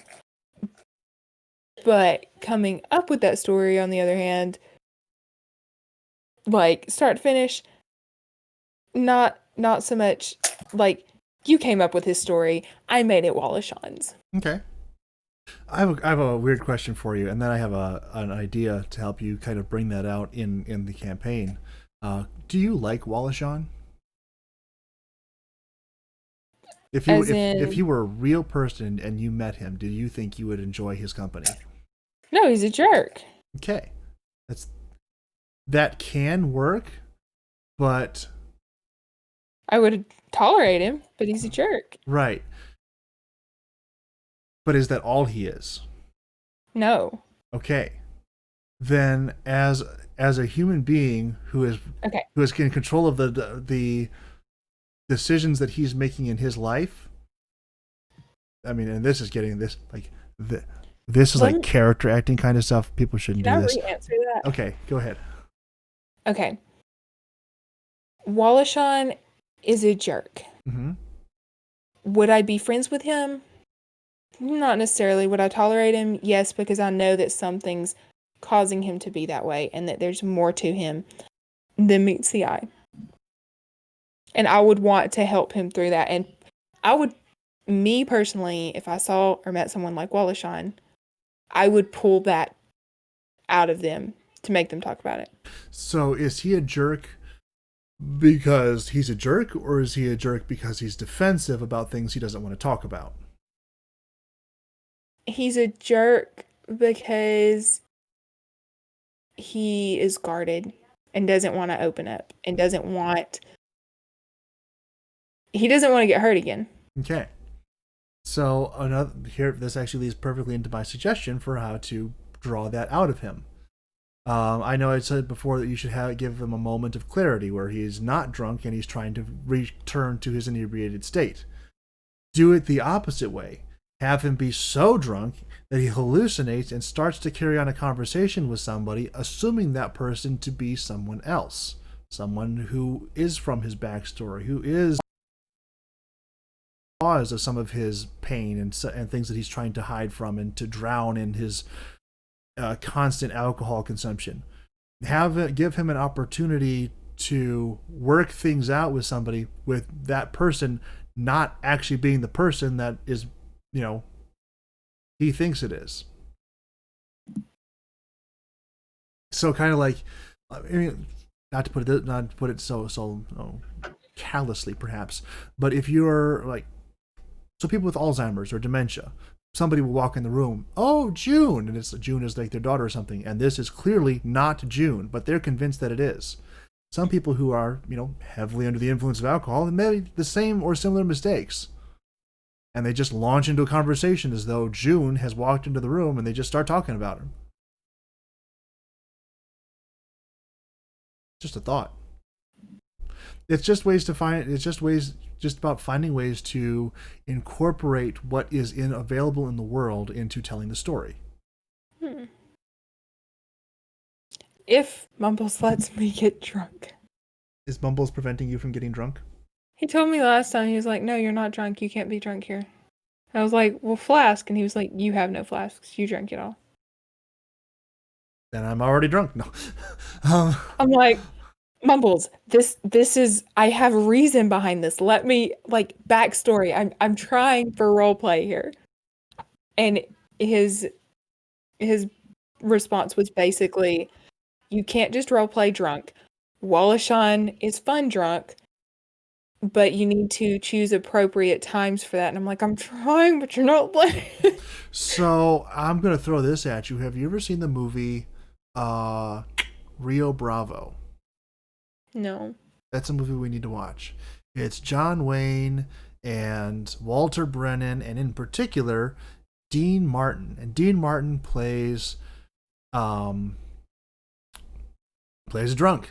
And his name is Borrachon. Well, that's not his name, but his nickname is Borrachon, which is Mexican, not Mexican, it's Spanish for drunk. Wow, I almost made a great blunder there. And he does such a good job of playing the tortured drunk. Every moment of every day is spent in pursuit of getting the next drink. And he has a reason for it. There's a girl who broke his heart and he's trying to forget her. And but what he needs is not to forget her. What he needs is a new purpose to devote himself to. And we get to see this little pathway for him to develop as a character, to go from just miserable, unhappy, lowest of the low kind of drunk to being a functioning, effective member of society again, who is capable of real human connection over the course of about 2 hours.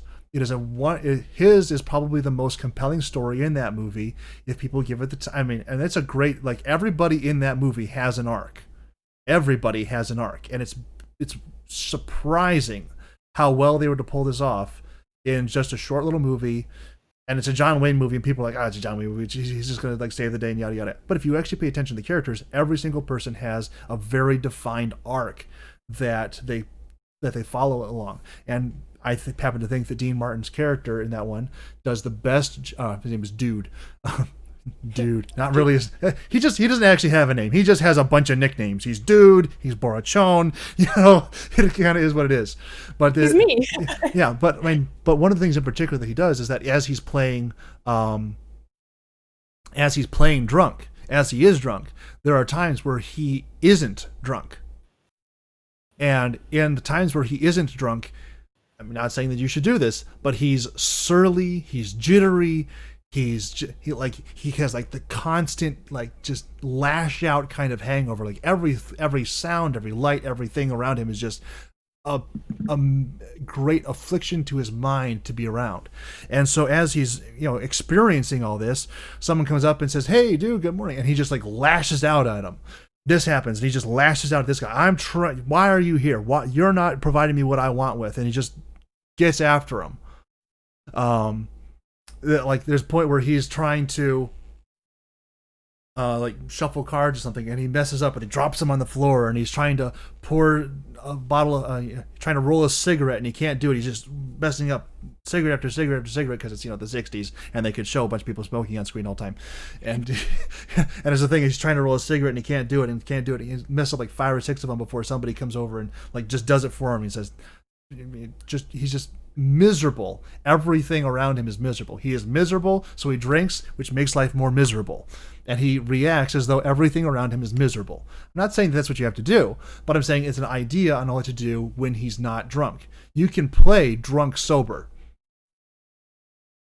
Wow, that's a weird thing to say. Sass is going to clip that one. You can play drunk sober.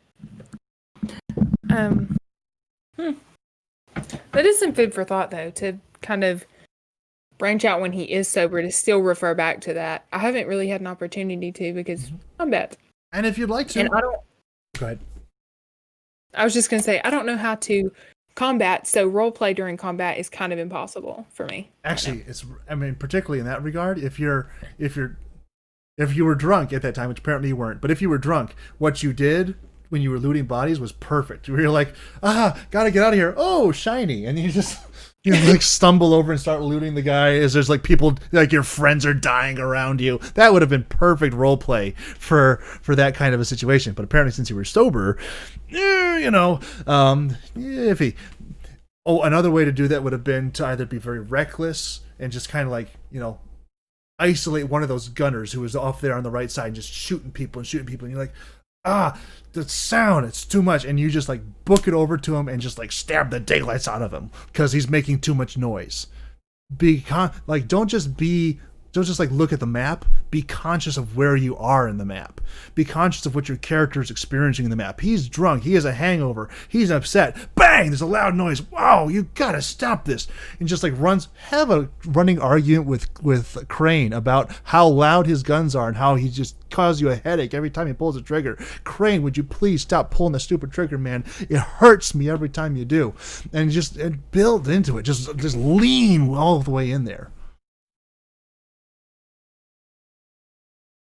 Okay. And be in there. Yeah. Gotcha.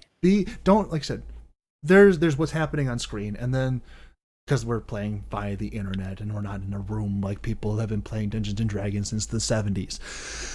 But with that, don't just be on the board, be in the board. Be in the, like, view the world through the eyes of the character. Like, there's a couple of great moments that happened in the now defunct Mavericks campaign. Where Masters accidentally gave me something that he should have never given me, and then I had it, and I started to really use it, and which was a maze, which I've mentioned to him multiple times on the podcast afterward because it's still one of the best moments of the entire campaign, when he set up this gigantic, huge encounter for us, and I torpedoed the entire thing in one turn because he gave me the Mace of Terror, which causes every enemy within 30 feet of me to flee in terror. Not just to be scared, but to actually have to use its full action every turn to run away from me as fast as possible. End of his encounter. Like, there's no coming back from that one. And so that was fun for me. A lot of fun. Way more fun than it probably should have been. But there's another point where before that, like just after I got it, I'm using it, which is kind of weird because my character was very low strength and like he had a -1 to his attack rolls, which is not unovercomable, but he was like a full caster. He only swung the thing like 3 times. But the 3 times that he did was under the influence of a hill giant potion, which gave him maximum strength. So he goes from a -1 to a +5 on his attack rolls. And boy, did he enjoy that. Like, he's like grabbing stuff and just beating the daylights out of it. like the little man complex who finally discovers that he can stand on a chair and be taller than the guy who's 6 feet. Like, he just lords it over him for as long as he possibly can. And so, like, weak person suddenly becomes strong. Just leans right into it, which I did, because this is an opportunity that I'm never going to have again. So he just leans full way into it and starts beating the ever-loving daylights out of stuff with his mace, and then the mace talks to him. Ghostly whispers pulling at the back of his mind, and it was trending towards him making very poor moral decisions in the future.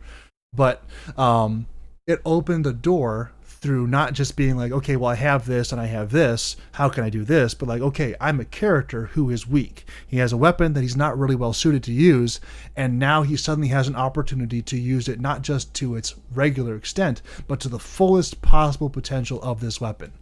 What's he going to do? He's going to beat the ever-living crap out of something. And he did. A couple times. It was glorious to watch. And to be a part of, and to roleplay. It's like I said, it's not just looking at the pieces on the board. It's about being inside and going, okay, if you had the ability to do this, would you do it? Yeah, you would. Gabby. Yes. Sass knows that you're expressing lots of words about D&D because he just DM'd me and said, "You're doing a great job, Brooke, but keep up with the great work. I know hanging around is not easy." Wow. I'm roasted twice today. And he also said that your Aunt Edna said wanted to know why you didn't come this year. Because of COVID. Come on, man. Okay, there's 2 reasons. I do appreciate him you just rambling. You're not rambling. You're rambling. I am. I'm trying to be nice, but no, you're rambling. That's great. And just knowing that you're rambling at this point in the conversation, and him saying, I know it's I know hanging around isn't easy. Mm-hmm. I appreciate you, Sass. Thank you. So technically, I've now been roasted 3 times today. First the Yankee Marshal, then Sass, and then you when you repeated it to me. Hey, I have to take what I can get. I'm very easy to roast. Mm-hmm. You can't deny that. So anyway. So I take what I can get. So you're welcome. But yes, Aunt Edna, Sass, not only is this the year of COVID and nobody's allowed to travel, no one's allowed to be on family, but Aunt Edna is the inventor of that one particular recipe that was outlawed at the last family reunion. And you also happen to know all too well, Sass, that same recipe is something that she makes personally at her house every year at the holidays, and anyone who happens to be within 50 miles has to have a sample. Now, we're not going to get into the contents of that recipe, but you know. Well, now I'm curious. I mean, so are you familiar with the concept of tripe? Yes, I've heard it. My brain's not thinking of what it is. So it's like the cast-offs when you kill something. You have the meat, you have the chuck, you have the breast, whatever it is you're cooking, and then there's like the stuff that you don't eat, like the intestines and this and that and the other. And tripe is kind of like that, and they grind it up and they eat it anyway. I mean, it's supposed to be lots of vitamins and things like that, but Aunt Edna decided that tripe on its own was not nasty enough. At least that's our presumption. Because Aunt Edna, the lovely Sasquatch woman that she is, decided that tripe needed to have a glaze or something over it. And we're pretty sure she actually has like no actual taste buds in her mouth or perhaps olfactory receptors in her nose, because she decided to make her tripe glaze to be a lime and phenol maybe sort of glaze. And that doesn't go well. Those are 2 things that don't go well, that don't go together very well in the first place. And then you put them over tripe, and then she jellied the glaze and she put that in the tripe, and then put the glaze over top so everyone could have a nice sandwich tripe lemon phenol glaze. And she thought it was fantastic. And apparently her husband has not particularly thought it was intelligent to correct her, because Uncle Jordan is still eating it apparently every week with her. And, good on him. Every week? Every week. Well, okay, not every. Okay, that might be an exaggeration. For the holidays, she likes it because they have like the red kind of look from the tripe, and then the green glaze from the phenol and the lime. She thinks it looks festive. Uncle Jordan has not taken it upon himself to correct her in her ways and her mistaking things. But like Granny was like, nope, this is not happening. We're not having this. This is banned. We had. Can she cook other things? Well, this is a fairly recent addition to her recipe repertoire. She used to cook not very well, but she cooked semi-normal things in times past. But like within the last 2 or 3 years, this was kind of a thing that she just sort of introduced to the repertoire. And she's like, this, it's festive.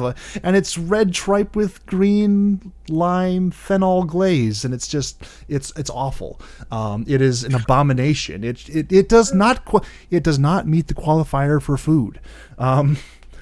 And should never be confused with something that meets the qualifier for food. It is horrific. Yes. So that is why I did not go to Aunt Edna's house, and he knows that. And this is just him trying to take a shot at me, and I'm not going to let him do that. There is a very defined reason, and if he wants to have What? I wouldn't go to Aunt Edna's either. And if he wants to go there and he wants to have his lime phenol glazed tripe, that's his business. That is not an appropriate food, much less a holiday festive kind of food. Like I said, ham. If we're in desperate straits, turkey. I have a bunch of venison. I was hoping I was actually going to have my roaster in time to make the venison roast that I have. But I didn't get that in time, so I had to wait. I actually just got that for Christmas. It's wonderful, but that's a whole other story. Venison sounds so much better. Bless Aunt Edna's heart. That's a good word for it. Yes, bless her heart, and anything that her cooking happens to touch. Bless their hearts. We need like a priest to come along and sprinkle holy water over everything that like anoint the dishes or something. Cast that foul demon out. I don't have family, at least I don't think I do. I don't have family that brings things that they can't cook. They just aren't great cooks. Mm-hmm. There are definitely people whom I would prefer to fix the food. Uh-huh. And would prefer did not, but I will still eat it. It's still edible. It's still, it's still not bad. It's just not my preference. But yeah, honestly, we do soups. Well, for my mom's family, we do breakfast. We get Dobbin sausage and from the local grocery store up in Bryant. Mm-hmm. And sweet rice, which is butter, sugar, and rice. Right. Which is amazing with Dobbin sausage. And homemade not Chevy biscuits, but cat head biscuits. Cat head biscuits? Never heard that term? No. I have this vision of like fried catfish head for some reason. Okay, you know the size of a catfish? Yes. Well, okay, I know the size of several catfishes. I'm not sure which one in particular you're referring to. So, cat head biscuits, size of a cat head. Okay. They're just big old plump, fluffy, round biscuits. Now you got Chevy biscuits, and those are the ones that you got half a tub of Crisco in, half a tub of lard. We don't make those. Okay. I know people who do, but my mom makes really good cat head biscuits. They're just big and light and fluffy. And you make them big and you squish them together in the pan so there's not a lot of room so that they rise up instead of spreading out. And so you get those, the rice, the sausage, homemade gravy. I'm not a fan of gravy, but everybody else likes it. And of course, eggs. And if we're real lucky, we get my granny's pancakes. Okay. I'm not laughing at your granny's pancakes. I'm just assuming through my laugh that your granny's pancakes are a lot different than my grandmother's pancakes, because my grandmother's pancakes should be classified as a lethal weapon. So, side note, Sass just edited his comment and said, I know hanging around Gavi is not easy. Yeah. Anyways, weapons? Oh, yes. Definitely. So, my grandmother on my father's side she makes real buttermilk pancakes. And they do taste perfect. However, they are a very, depending on your usage of the term, effective pancake. As she has this practice of always serving them when we would go to visit her. Apparently we can't visit her this year because COVID, all that. But on the day that we would leave, she would want to send us out the door with a bright, fresh, filling breakfast so we don't have to stop all the way down that 4 hours back to our house. And of course, being that they look and taste so wonderfully, we of course partake of these pancakes.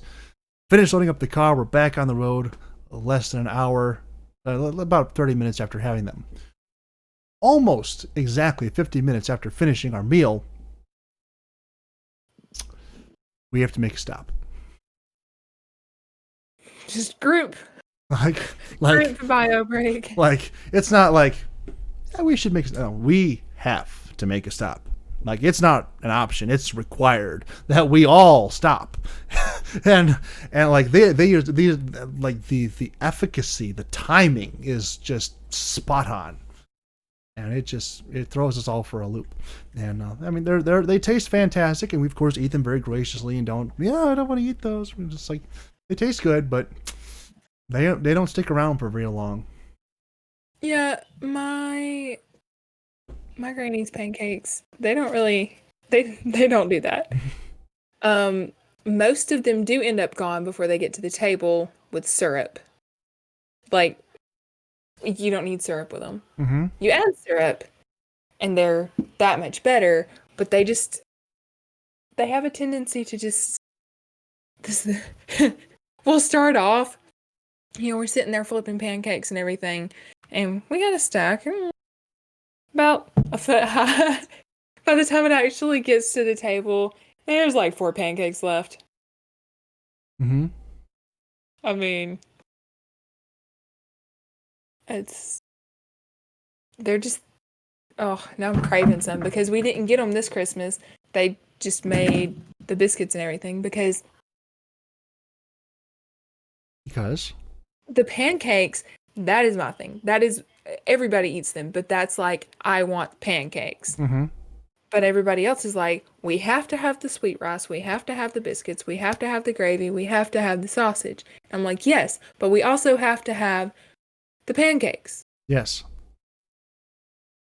So,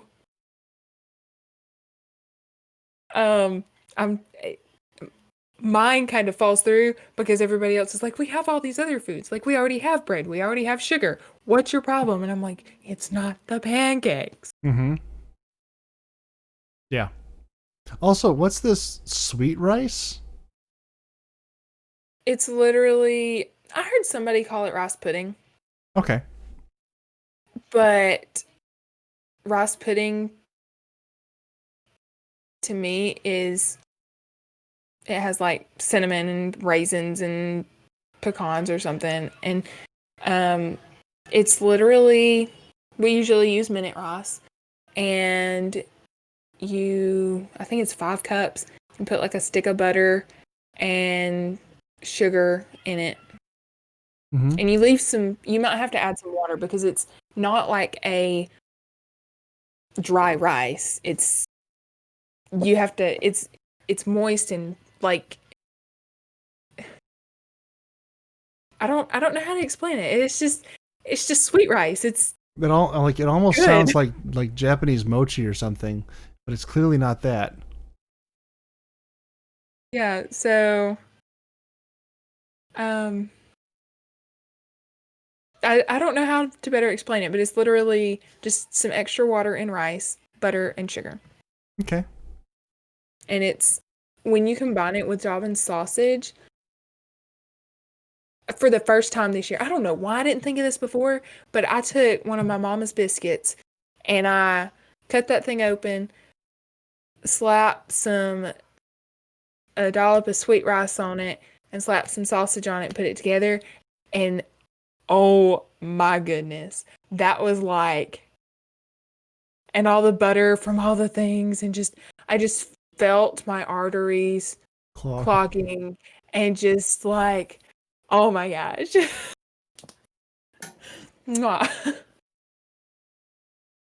Those are the best kind of meals. The ones where like, yes, I have just saved 6 months off my life. What's your point? Yes. Oh, it's so good. And now I'm just dreaming about, I'm dreaming about that now, because that is probably my favorite meal. Like, if somebody said, you're about to die, you have 1 meal left, I would say that and some of Granny's pancakes. Mm-hmm. I don't care that I'm going to go into a sugar-induced coma. If I'm going to die anyways, it's fine. I'll go out happy. Yeah, I think that whole concept of the last meal is dramatically underutilized. Like, if you're gonna go out, go out. Like, really make it worthwhile. Yeah, like you're on death row. Just make yourself go out eating. Literally die eating the food you love. Okay, forget about execution. Well, like Put yourself in a sugar coma. I heard like one guy like his death row meal that he wanted was like a Big Mac from McDonald's, and I'm like, dude, what is like at least get a regular flame broiled burger or something like that. Get like anything semi legitimate. Why on earth would you want a McDonald's Big Mac to be your last thing you eat on earth? Wow. Yeah, I don't get it. Maybe he knew that would like take him out before anything else. I mean, you know, I suppose that's as legitimate as any other sort of ideas. I mean, I don't know. That's my theory. So, if there's anything else we're going to come up with. So it is 11:04. Mm-hmm. Are you saying that we should wrap things up here? I'm thinking probably so. I got a long day teaching my first lesson as children's minister at my church tomorrow. Mm-hmm. Conditionally. And I'm hoping it's more long term, but we'll see. And I got up at 5 a.m., so yeah. Well, before that, we do have to do one quick thing, and it's absolutely imperative, and it will be very, very quick. I have to make one quick drop of something in our little chat here. A farewell to 2020. The Muppets just dropped Moving Right Along, an updated version, and it's actually pretty good. Their new Kermit, I think he does a much better job singing than he does talking. Although his Rainbow Connection cover is awful. Yeah, his Rainbow Connection cover is just awful. So maybe it's subjective. Maybe it's one song he does pretty good, but this one's pretty awesome. But yeah, his Rainbow Connection thing was just why. I've still not watched a Muppet movie. Like, we got to remedy this. I thought we were going to watch one at Christmas, but we had too many Christmas movies to watch. There's just too many. But we can certainly find time to do that. We also have to watch now a John Wayne movie and a bunch of other movies. Actually, we have to watch at least 2 John Wayne movies because we have to watch Rio Bravo and Tatari, and we have to watch one day. And we have to watch that one first.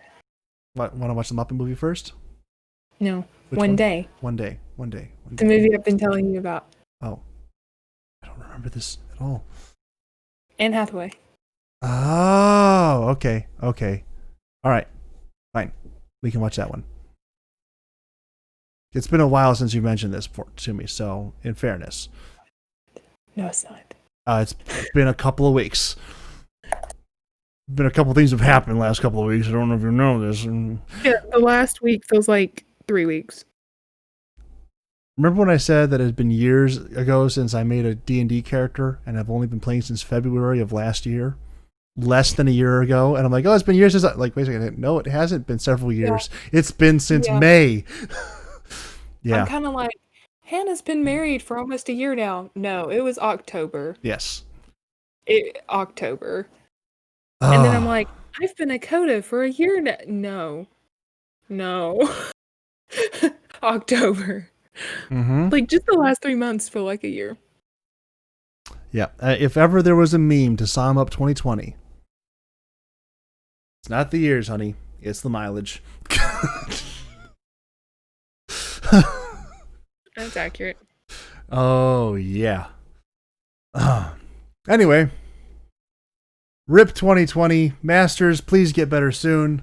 Thank you, Brokebook, for filling in last minute. Mumbles, we're sorry you weren't able to make it. Not that you're going to hear this because you don't watch us.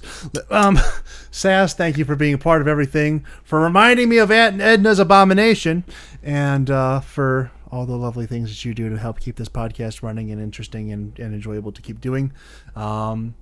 Here's to a enthusiastic and enjoyable 2021. May it be somehow, some way, infinitesimally better than 2020. Fair? Fair. All right. Well, then with that, I think we should say good night. Thank you all for watching, tuning in, listening, whoever it is that you are interacting with this podcast. If you are not already, please feel free to join the Discord. There is a link to that in the description down below. And you can take part in all the weirdness and madness and weird things that we throw in there just because it's a great time.